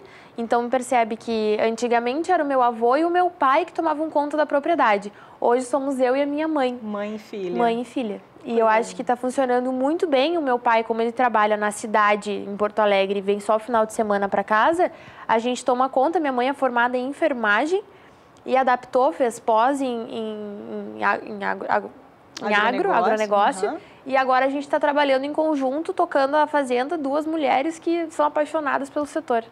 Mas, me diz uma coisa, deve ter aí os filhos também acompanhando nesse momento, que são de caso de sucessão familiar, mas olha, não teve nenhuma influência do seu pai e da sua mãe nessa tua escolha? Não teve. Por incrível que pareça, assim, eles me incentivaram, a gente tem uma relação de muita amizade, e eles sempre me disseram que o que eu quisesse fazer, eles me apoiariam. Então, produção de shows, trabalhando na capital, estudando de noite, eles sempre me apoiaram muito e foi uma escolha minha para resgatar a minha essência e o meu brilho no olho voltar para casa, para o meio rural. Obviamente, eles ficaram muito felizes, estão ainda muito felizes e eu pretendo continuar e seguir com a história da nossa família com muito orgulho. E para a gente poder finalizar, qual que é o projeto futuro, Camila Teles? Olha, tem tanta coisa acontecendo, eu acho que essa geração é tão inquieta e eu sou tão inquieta que tem tanta coisa que eu quero fazer, tem um mundo para conquistar e eu acho que qualquer lugar que eu conseguir alcançar e com a minha bandeira de defender o setor através da comunicação, que é a minha profissão, eu já vou estar muito feliz. Eu jamais imaginei que eu estaria aqui com 24 anos, então eu acho que eu vou continuar me dedicando ao máximo, fazendo tudo com muito amor, que as coisas vão acontecer naturalmente. E para aquele jovem que está nesse momento aqui sintonizado, está assistindo aqui a sua entrevista, também tem esse brilho no olhar, que recado final você deixa para ele? Sejam inquietos sempre. Eu acho que o setor tem um mar de possibilidades para a nossa geração que está chegando. Acreditem no agro, invistam no agro, tenham ideias diferentes, acreditem nelas, apostem nelas, e façam a diferença no setor, que com certeza vocês vão colher os frutos mais tarde. Palavra de uma jovem apaixonada pelo agronegócio brasileiro. Nós conversamos com a Relações Públicas e também produtora apaixonada pelo agronegócio, Camila Teles. Muito obrigada, viu, Camila, por também nos inspirar a todo o Brasil que está aqui nesse momento sintonizado. Sucessão familiar é muito importante e essa paixão tem que começar desde pequenininho. Desde pequenininho. E assim, a gente encerra essa entrevista. Faltando 10 minutos para as 9 horas da manhã, hora de sabermos como que estão os mercados. A atualização de mercado você acompanha a partir de agora. Vamos até a B3 Brasil Bolsa Balcão falar com Walter Puga, que traz os destaques do mercado financeiro internacional nesse momento, com as movimentações das bolsas na Europa e também na Ásia. Walter, muito bom dia. Quais são os destaques nesta manhã de terça-feira?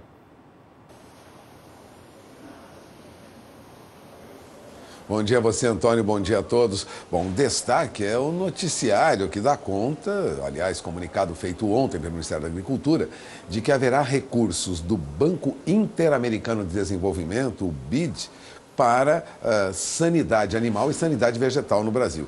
Serão 200 milhões de dólares. O Ministério da Agricultura anunciou ontem, segunda-feira, que o Banco Interamericano de Desenvolvimento, o BID, repassará ao Brasil 195 milhões de dólares para implementar um programa voltado à sanidade vegetal e animal. Considerando aí uma contrapartida do Brasil, o Banco Interamericano de Desenvolvimento entraria com 195 milhões de dólares, o Brasil entraria com 5 milhões de dólares, o programa contaria aí com aproximadamente 200 milhões de dólares para cuidar de sanidade no país. Bom, o Ministério da Agricultura não receberá, no entanto, todo esse dinheiro de uma vez só. O repasse de recursos estará vinculado ao cumprimento de algumas metas que foram acordadas com o Ministério da Agricultura, técnicos do governo. O repasse inicial do banco para o Brasil será de 15%, ou seja, chegam ao Brasil 30 milhões de dólares para aplicar em sanidade vegetal e sanidade animal. De acordo com o Ministério da Agricultura, esse financiamento do BID será dividido,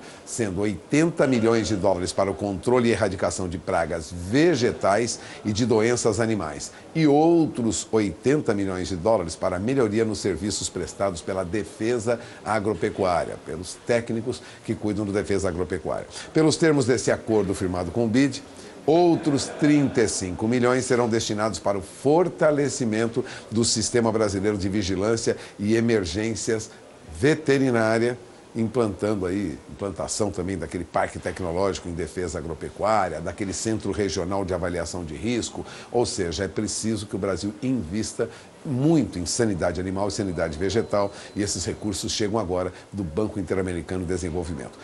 A contrapartida do Brasil, ou seja, a contribuição do Brasil, será de 5 milhões de dólares do Ministério da Agricultura e vai ser direcionado para gastos de equipamentos e infraestrutura.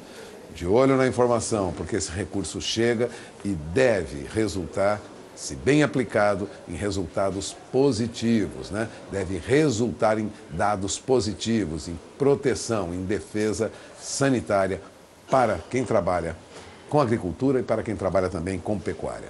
E agora vamos para as principais bolsas do mundo. Como sempre, nós começamos nossa participação aqui de São Paulo informando o que ocorre nas principais bolsas do mundo, para que o produtor rural que acompanha agora o nosso trabalho já tenha uma dimensão de para onde caminha o mercado financeiro nesta terça-feira. Bom, e as notícias não são boas. Bolsas da Ásia tiveram robustas perdas, aliás, queda generalizada nesta terça-feira, na medida em que os investidores lá da Ásia decidiram realizar lucro. Nós tivemos altas recentes, depois dos mercados acionários lá nos Estados Unidos fecharem em baixa ontem. Aliás, nos últimos meses, as bolsas da Ásia registraram fortes ganhos, atingiram índices máximos nas últimas semanas, em parte aí acompanhando também o que ocorre nos Estados Unidos, né? Agora, ontem os principais índices de ações dos Estados Unidos caíram entre 0,5% até em alguns casos 1%, interrompendo aquele rally de alta. O resultado já é uma repercussão negativa em todo o mercado, você acompanha a partir de agora, começando pela Bolsa de Tóquio, que sofreu a maior queda desde o início de dezembro, é o que você acompanha comigo agora. Nas principais bolsas da Ásia, veja, movimento de baixa generalizado, né? Tóquio perdeu quase 1,5%, Hong Kong caiu mais de 1%, Xangai veio em baixa também de quase 1%, Shenzhen perdeu mais de 0,5%, o índice Kospi da Bolsa de Seul também veio em queda, e essa queda também ocorre neste momento na Europa. Você acompanha comigo a partir de agora o que ocorre nas principais bolsas europeias e veja os números que você tem na tela do seu televisor. A Bolsa de Frankfurt recua 0,39%, Londres cai 0,60%, o que nós temos em outras bolsas da Europa não é diferente. Queda em Paris de 0,23%, Madrid perde 0,90% agora, Milão cai mais de 0,5%, ou seja, hoje as bolsas trabalham com forte queda na Ásia e também na Europa. E nos Estados Unidos? Bom, nos Estados Unidos não é muito diferente, agora há pouco o índice Dow Jones recuava mais de 0,5%, Standard & Poor's Futuro tinha perda nos Estados Unidos, são índices de referência para o mercado americano, chamado pré-mercado, né? São índices negociados em bolsa e a perda para Standard & Poor's 500, por exemplo, era de 0,34%.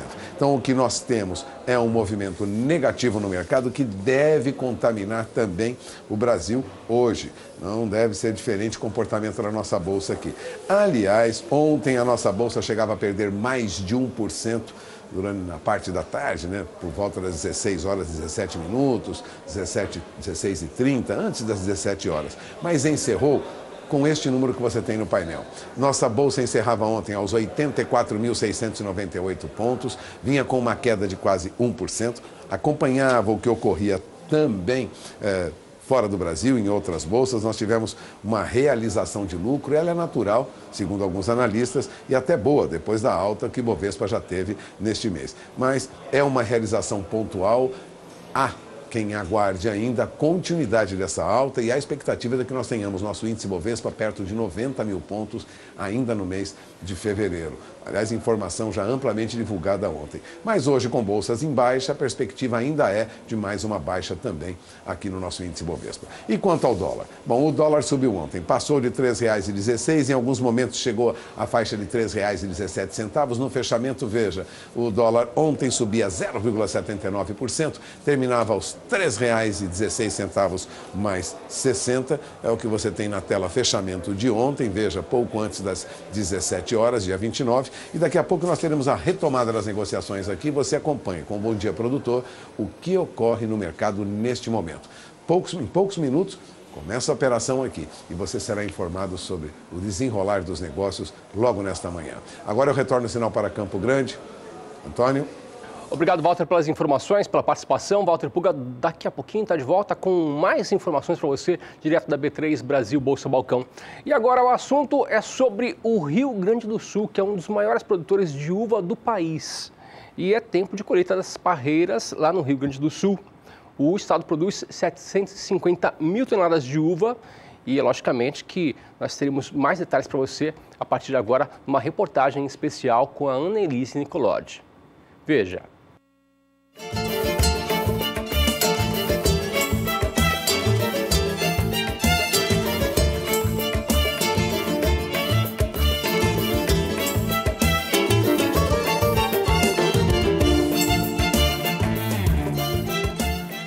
82 anos e uma disposição de dar inveja.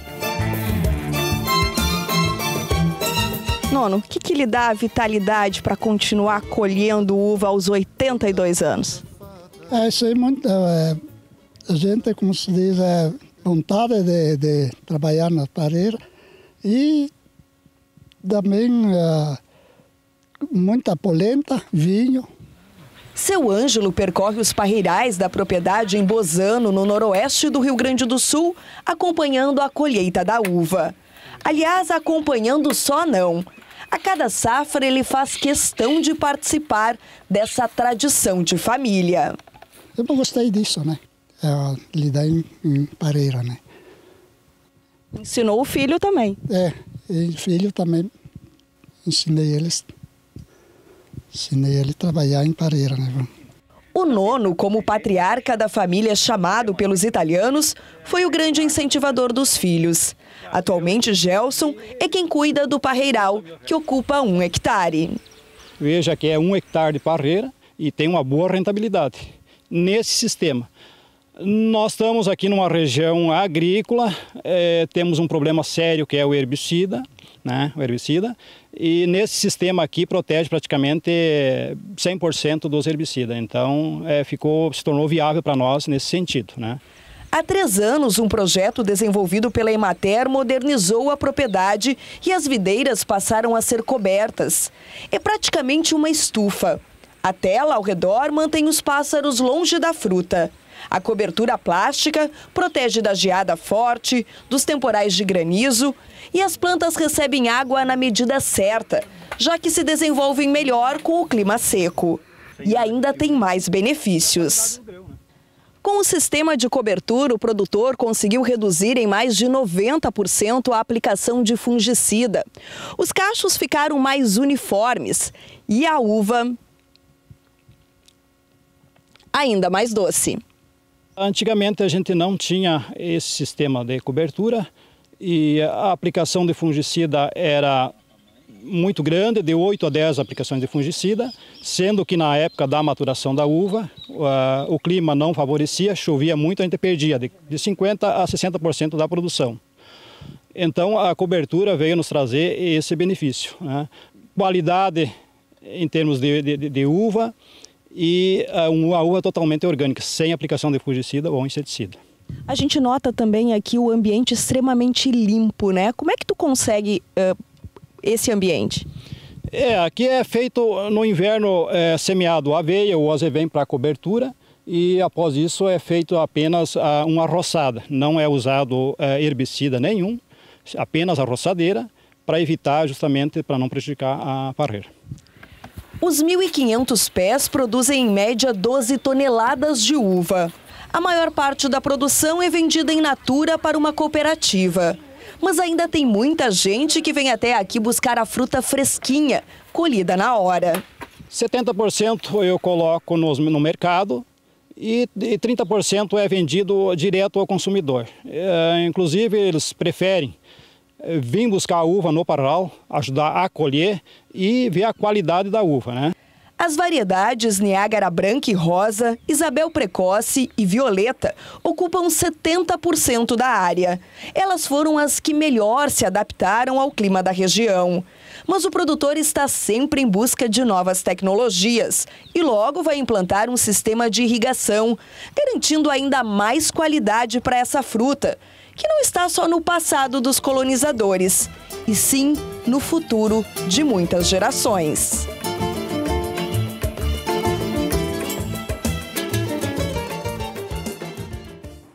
9h02, hora de voltar até São Paulo, até a B3 Brasil Bolsa Balcão, informações em tempo real para você. E agora temos mais destaques. Ô Puga, qual que é o destaque desse momento?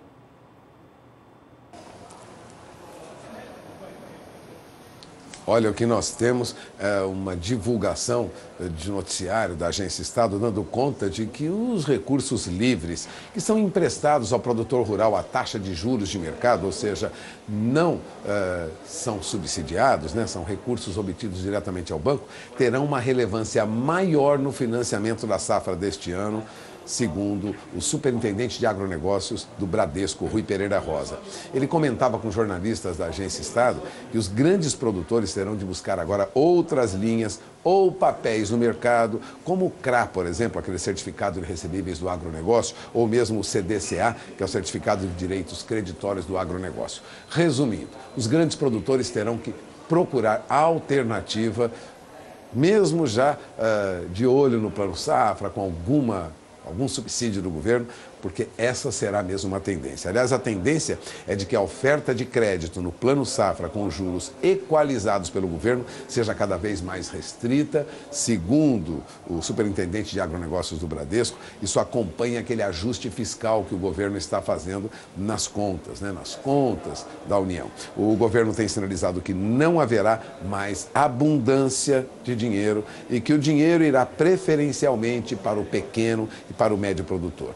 E ele explica, daí também a maior movimentação para atender esses agricultores. Ele lembra que a taxa Selic atual, de 7% ao ano, faz com que a competitividade dos recursos livres se aproxime da competitividade do chamado crédito oficial. Aliás, ele evitou fazer projeções sobre o Bradesco, né, sobre as... Lógico, ainda não saíram as regras do Plano Safra deste ano, mas disse que não vê possibilidade de aumento expressivo do crédito para custeio, com base aí na projeção dos depósitos à vista feito para o período. Ou seja, o banco recebe depósitos à vista, é preciso aplicar, mas ele não vê possibilidade de aumento expressivo na oferta desses recursos. Aliás, os economistas já estão preocupados, essa é uma preocupação generalizada para quem trabalha no mercado, com a redução na projeção do PIB do Brasil. É previsto um crescimento, mas essa redução já preocupa alguns economistas. Sara Kirchhoff conversou com Eduardo Velho, que é economista do Banestes, do Banco do Estado do Espírito Santo. Acompanhe. Eduardo Velho, economista-chefe do Banco Banestes, seja mais uma vez bem-vindo ao SBA. Prazer. Entre muitos assuntos que a gente tem para falar aqui, eu quero começar te perguntando da projeção do PIB, Produto Interno Bruto, que teve uma leve queda na projeção do Boletim Focus para 2018 no último levantamento. A que se deve esse recuo aí? Olha, eu acho que essa projeção é meio pontual, né? Porque são uma média de mais de 100 instituições que fazem as projeções, ou pelo menos que apontam projeções. Eu acho que é pontual. Os dados do quarto trimestre, na verdade, até provocaram uma revisão para cima da nossa estimativa de crescimento, de 3,3% para 3,64% em 2018. Queria lembrar que há meses atrás tinham previsões de crescimento em 2017 de 0,2% a meio no máximo. Em 2017 vieram os dados do terceiro e quarto trimestre e fechamos aí praticamente, ainda vai ser divulgado, em torno de 1,1%, 1,2% o crescimento. O mercado veio revisando para cima quando foi chegando o próximo quarto trimestre. Eu acho que os dados de arrecadação estão mostrando que o crescimento está surpreendendo já no quarto trimestre de 2017, vai surpreender mais nos próximos trimestres. O governo deve contar com uma arrecadação até adicional esse ano em função dessa expansão econômica, que também indica que as empresas estão com maior faturamento, tendem a ter maiores lucros, por isso que a Bolsa também está subindo também de forma antecipada. Esse é outro assunto também que Então, eu acho que o efeito do crescimento ainda, eu acredito que essa pesquisa Focus deverá mostrar nas próximas semanas, nos próximos meses, uma revisão para cima de um crescimento superior a 3% em 2018. Você falou da Bolsa de Valores, né? A gente vem acompanhando recordes históricos seguidos, um depois do outro. Na última sexta-feira, a Bolsa passou pela primeira vez na história dos 85 mil pontos, né? Uma marca que ainda não havia sido alcançada. E muita gente também atribuiu a alta dela na última semana em função do julgamento do ex-presidente Lula em segunda instância. Por que essa notícia, essa condenação dele, especialmente por unanimidade, por que ela agrada tanto ao mercado? Qual é a interpretação do mercado em relação ao julgamento do ex-presidente Lula? Isso elimina, ou pelo menos reduz, a polarização entre dois candidatos extremos, entre o Lula e o Bolsonaro, que de certa forma não tinham, a princípio, uma agenda reformista, de continuidade de reformas estruturais, de redução do custo do Brasil, mais pró-crescimento, quer dizer, uma agenda mais ligada a aumento de gastos, aumento do Estado na economia, aumento da dívida, então, ou seja, essa redução dessa polarização, ela tende a dar uma perspectiva para o mercado que deverá haver um crescimento, uma candidatura mais pró-crescimento, ou seja, uma agenda reformista. Então, isso cria condições para que os juros caiam, continuem caindo, cria condições para a inflação ficar baixa esse ano e no ano que vem, cria perspectivas de aumento da arrecadação, de maior faturamento. Então, ou seja, o mercado interpreta que isso deverá facilitar até a aprovação das reformas estruturais, não só nesse governo ainda, como no outro governo que chegará em 2019. Então isso é bom para reduzir juros, reduzir o risco também da economia brasileira e atrair mais investimento. Por isso que a Bolsa cresce e também há uma perspectiva também boa também do câmbio ficar aí abaixo de 3,2 no curtíssimo prazo. Eduardo, e falando em reformas, é impressão ou a possibilidade de aprovação da reforma da Previdência deu uma esfriada? A votação acontece agora em fevereiro, como a gente sabe. Parece que ela deu uma esfriada e que o mercado não está mais acreditando tanto nisso, ou pelo menos os políticos não estão tão confiantes mais em relação a isso. E como que o mercado deve reagir? Olha, até 2 semanas atrás, o foco total era o julgamento do ex-presidente Lula e seus impactos no mercado. E já ninguém praticamente contava, pelo menos uma proporção muito pequena de investidores, contavam com a aprovação da reforma da Previdência. Caso ocorra a reforma da Previdência, caso aprove o aumento da idade mínima, pelo menos nessa reforma enxuta, com certeza o Ibovespa deverá já estar bem acima de 85 mil pontos, a minha avaliação. Ou seja, se não está sendo esperado isso, a reforma da Previdência, de certa maneira, tende a aprovação dela, aumentar a idade mínima, ou se dá uma perspectiva que ao longo do tempo ocorra uma redução dos gastos da Previdência e da despesa obrigatória e cria a redução da dívida pública, com certeza a Bolsa tende a subir, antecipar esse movimento e facilita também que o dólar também fique também, podendo até romper a curva o nível de R$3 para baixo, momentaneamente. Que a gente não vê desde quando esse nível mesmo? Olha, o dólar a R$3, deixa eu lembrar os momentos que teve isso. Foi na crise de 2002, né, com a mudança do governo FHC, do governo Lula, o dólar estava na faixa de 2,20, chegou aí a 3,80, um pouco no YouTube, mas chegou a R$3 nesse nível, que estava abaixo de 3.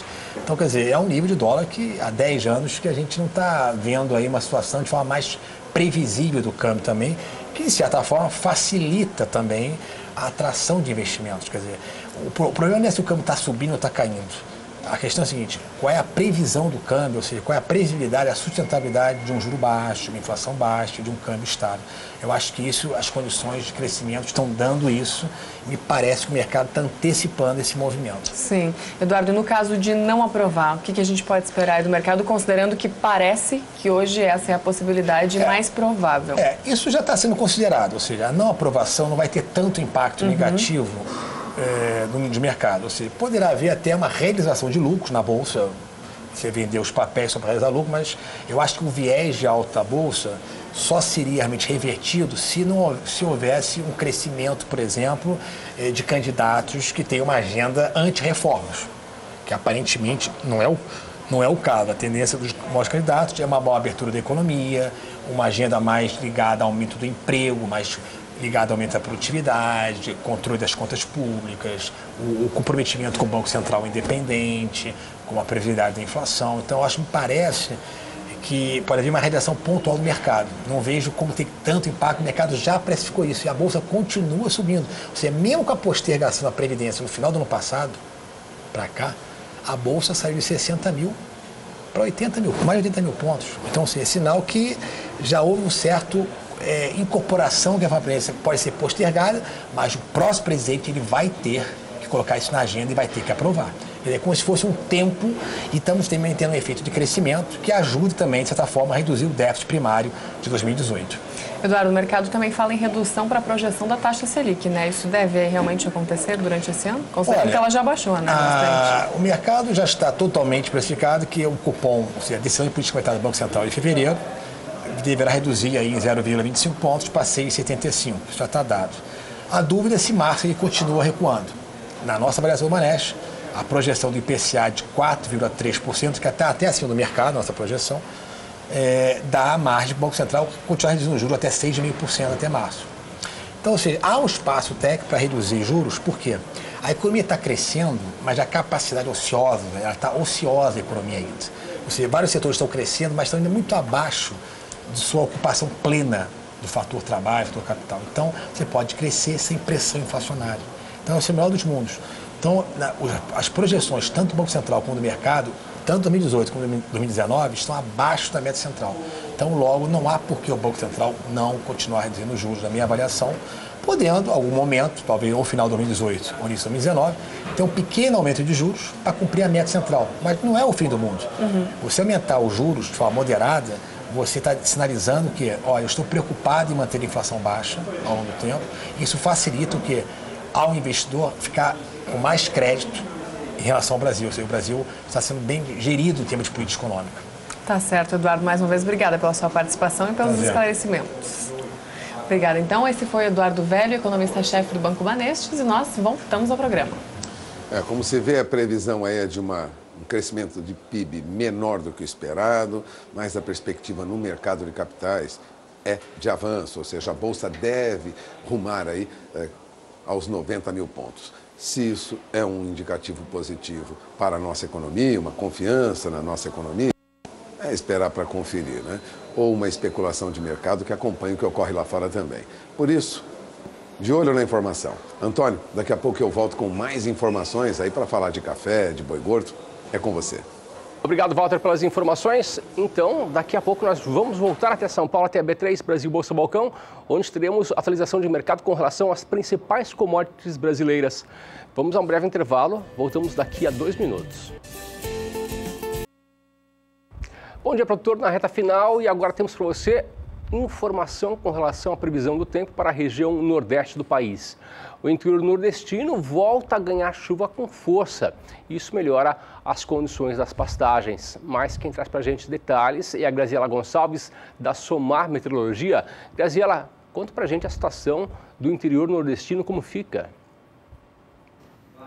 A situação está aos poucos voltando a melhorar sobre a região nordeste do país, principalmente entre os estados do Maranhão, Piauí e especialmente o oeste do estado da Bahia. Temos a formação ainda de um vórtice ciclônico que ao longo de sua borda acaba formando muitas instabilidades e atua principalmente aqui sobre essa região. Por isso que a umidade do solo também melhorou aí em grande parte dessas áreas mais para o interior. Infelizmente, essas áreas mais para o centro e leste da região seguem com umidade do solo mais baixa, o que dificulta o desenvolvimento das pastagens. Só que já nesses próximos dias, a expectativa é que a chuva volte a ganhar intensidade, mas ela ainda segue mais intensa, principalmente nestas regiões, e o oeste do estado da Bahia já pode receber acumulados que ultrapassam os 50 milímetros. Aqui para o extremo sul baiano também tem previsão de chuva e chuva forte. Agora, infelizmente, nestas áreas que mais necessitam de água, o tempo seco ainda predomina. Para o próximo período, a chuva ganha ainda mais intensidade, desde o sul do Maranhão, sul do Piauí e oeste da Bahia, com acumulados que podem até passar dos 100 milímetros e melhora bastante as condições do solo por lá. Agora, nas demais regiões, ainda temos chuva mal distribuída e com baixo volume acumulado. Já para o próximo período, a chuva diminui de volume na maior parte dos estados, mas ela ainda pode ocorrer de maneira um pouco mais significativa nestas regiões, onde a umidade do solo já está elevada. Eu encerro minha participação por aqui. Até mais. Obrigado, Graziela, pelas informações, pela participação. E é hora de voltarmos agora até a B3 Brasil Bolsa Balcão, onde temos atualização de mercado com relação às principais commodities brasileiras. E o Puga traz para a gente agora detalhes com relação ao mercado do café. É isso, Puga?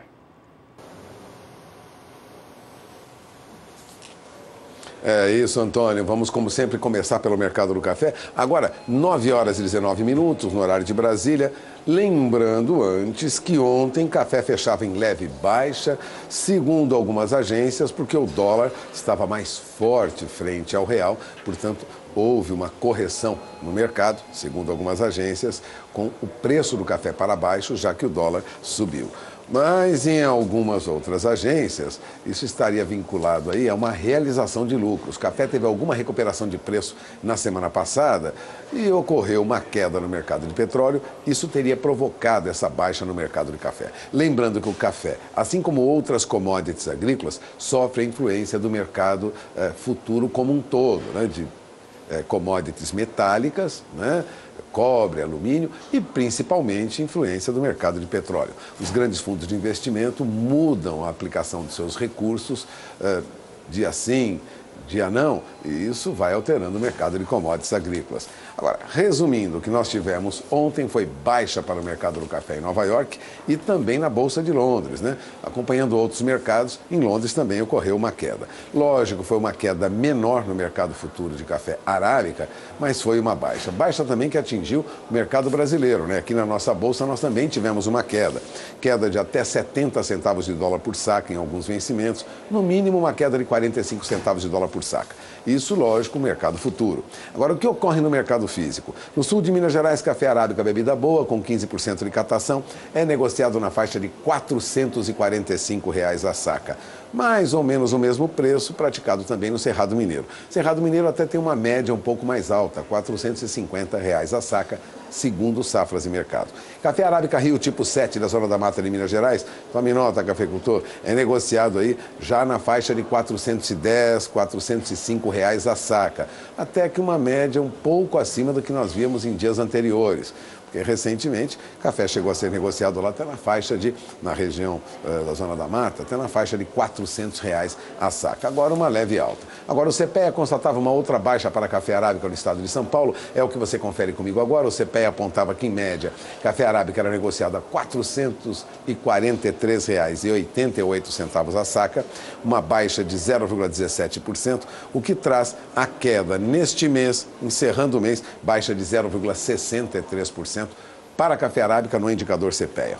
Já café robusto é negociado no Espírito Santo, região de referência para a pesquisa do CPEA, cai muito. Perde mais de 11% no indicador do CPEA. Café robusto, em média, recuava ontem para R$ 316,76 a saca, uma baixa de 11,03%, considerando aí o mês inteiro. Então, o mês vai encerrando para café robusta no Espírito Santo com baixa de mais de 11%.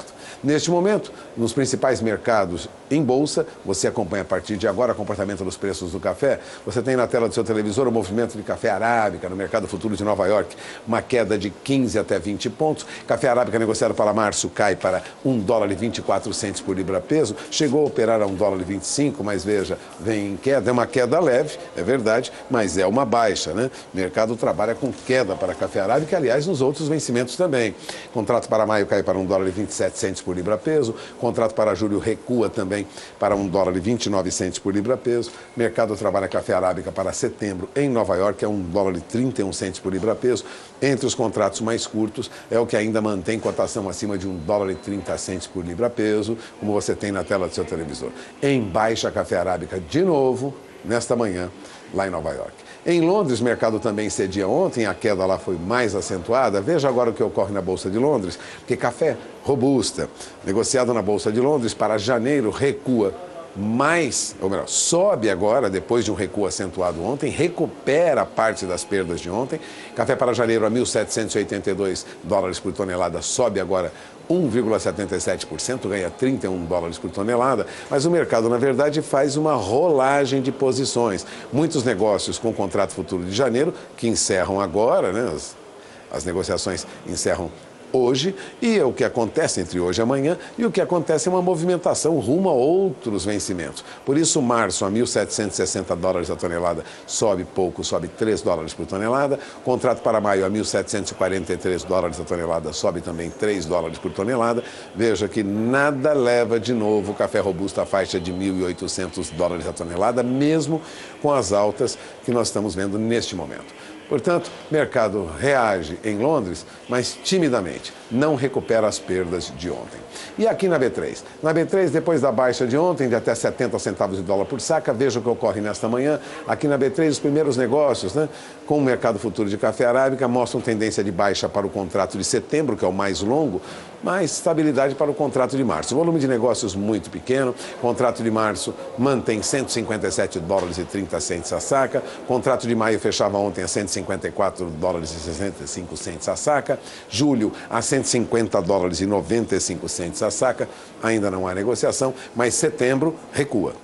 Recua quase 0,5%, hein? Se estava ontem acima de 158, já é negociado agora a 157 dólares e 35 centes a saca. Portanto, perspectiva de continuidade de baixa para o café. Aqui na Bolsa, de olho no que está ocorrendo neste momento, você acabou de ver uma baixa para o café aqui em vencimento mais longo, setembro. E essas são as principais informações sobre o que ocorre no mercado do café. E agora vamos para o mercado do boi gordo. Pecuarista, os preços do boi gordo caem em todo o Brasil. Há algumas exceções, Rio Grande do Sul ainda tem preços firmes no início deste ano, mas há uma pressão de baixa generalizada para boi no mercado. Em São Paulo, o preço é já indicado na faixa de R$ 147,00 arroba, estava a 148. Goiás, arroba, já é negociado na faixa de R$ 137,00, também baixa. Minas Gerais, R$ 138,00 arroba, estava a 140 em Minas Gerais. Já recuou para 138, na região de Dourados, Mato Grosso do Sul, melhor. Minas Gerais, 138, na região de Dourados, no Mato Grosso do Sul, R$ 135,00 a arroba, estava a 136, agora já está a 135 em Dourados, vou repetir. No Mato Grosso estava a 134, passado ontem já recuava para R$ 133,00 a arroba. Mas o CPEA constatava no interior de São Paulo alguma recuperação para as cotações do boi gordo. Veja, no indicador CPEA, ontem uma alta de quase 0,80%. O mercado reagia no interior de São Paulo para R$ 146,35 a arroba em média. É o que aponta o indicador boi gordo, elaborado pelo CPEA, que traz agora boi gordo encerrando o mês em alta, Durante todo o mês operando em baixa, agora em alta de 0,24% no mês. Mas a recuperação de ontem é que trouxe esse número positivo. Já bezerro negociado no Mato Grosso do Sul continua em baixa, queda de quase 2,5% no indicador CPEA neste mês. É o que você confere comigo agora. Em média, bezerro no Mato Grosso do Sul era negociado ontem a R$ 1.143,09 por cabeça, uma baixa, portanto, entre os dias 26 e 29 de janeiro, de 1,34%. Isso traz a queda no mês a quase 2,5% no indicador do CPEA. Queda para boi gordo ficou para trás, mas bezerro ainda continua em baixa, é o que você acaba de conferir na tela do seu televisor. Agora, 9h27, horário de Brasília. Acompanhe comigo o que ocorre no mercado futuro da Bolsa, porque ontem nós tivemos um mercado misto aqui. Nós tivemos uma queda no contrato de janeiro, encerramento dos negócios, mas fevereiro vinha em alta, Abril também tinha boi gordo em alta de mais de 50 centavos por arroba. Veja os primeiros negócios nesta manhã no mercado futuro do boi gordo. Acompanhe o que está ocorrendo agora, porque boi gordo negociado para janeiro opera estável a R$ 145,65 a arroba. O boi negociado para fevereiro a R$ 145,60 arroba, até que vem em alta neste momento. E o mercado trabalha com boi gordo para março, fechando ontem, a R$ 144,40 arroba. O mercado opera ainda no fechamento de ontem, boi para outubro, vencimento importante para quem está de olho no confinamento, ainda acima de R$ 151,00 arroba. Lembrando que recentemente estava na faixa de 153, 152, já se aproxima de 151, chegou perto aí de R$150 arroba, de olho na informação. Dezembro ainda é negociado aqui no Mercado Futuro a R$150 arroba. São 9 horas e 28 minutos, horário de Brasília. Essas são as principais informações sobre o que ocorre no mercado do boi gordo, mas eu vou aproveitar para informar do que o CPEA apurava ontem em Santa Catarina para suíno. Suinocultor, de olho na informação, porque ontem em Santa Catarina o mercado caía quase 1,20% no indicador do CPEA. Veja, preço médio do suíno vivo em Santa Catarina, estado referência para negócios com suínos, R$ 3,34 em média por quilo pago ao produtor. Quilo vivo pago ao produtor, né? Preço recebido pelo produtor em reais por quilo e vale lembrar, sem ICMS, né? Enquanto isso, no interior de São Paulo, frango congelado. Frango congelado, o CPEA apurava ontem também mais uma baixa, outra queda. Aliás, frango perde mais de 10% na média CPEA apurada no interior de São Paulo. Frango congelado, CPEA, reais por quilo em São Paulo, R$ 3,41, ou seja, uma queda no mês de 10,03%. Desabam os preços do frango e também caem os preços do suíno em diferentes regiões do país. Não é diferente nas regiões que o CPEA acompanha e você tem o número na tela do seu televisor.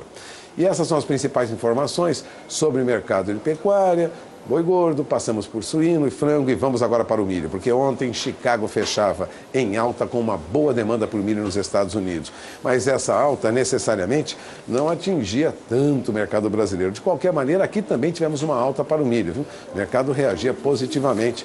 Você acompanha comigo agora o que ocorre nas principais bolsas que comercializam, lembrando que o CPEA apurava aqui na região de Campinas, milho ontem era negociado a R$ 32,58 a saca, isso tendo como referência a região de Campinas, né? O que traz uma leve redução na queda que milho teve este mês. Milho chegou a ser negociado aí bem abaixo disso, mesmo assim termina em queda de quase 3,5% na média CPEA no mês de janeiro, né? Ontem teve essa leve alta aí, R$1 em média por saca, mas na região de Campinas, milho é negociado a R$ 32,55 até R$ 32,60, por isso a média CPEA na faixa de R$ 32,58. Queda no mês de mais de 3,5% para milho no indicador do CPEA. E o que acontece agora no mercado americano com milho? Veja o comportamento dos preços do milho. Depois da alta ontem lá, o que ocorre neste momento é a continuidade da alta, ganho de mais de R$1, em alguns casos R$1,50 por bushel para milho negociado nos Estados Unidos. Contrato para março a $3,60, sobe agora 0,41%. Milho para maio vai a 13,68, milho para julho vai a 3,76, milho para setembro vai a 3,83. Milho sobe lá. E aqui, ocorreria hoje o que ocorreu ontem na B3, alta de novo?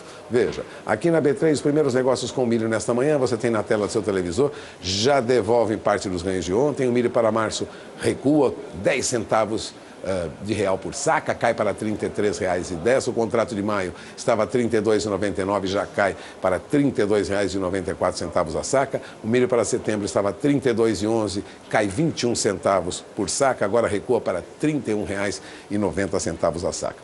Milho subia ontem, mas hoje volta a ceder, ainda na faixa de R$ 32,00 a saca, como você acaba de ver. E antes de encerrar, Antônio, rapidamente vamos para o dólar, porque dólar negociado no mercado à vista agora a R$ 3,15 mais 10, recua quase 0,5%.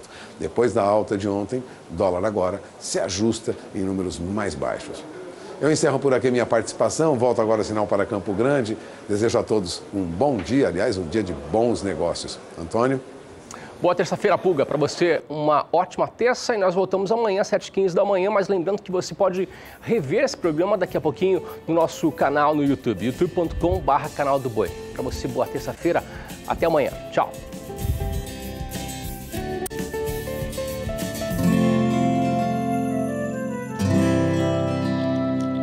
Acorda que o galo já cantou e o sol já vem fazer brotar mais um novo dia. Lenha no fogão, café pra esquentar e a bicharada no quintal. Horta pra molhar, tira leite no curral, arreia o cavalo, tem gado pra campear.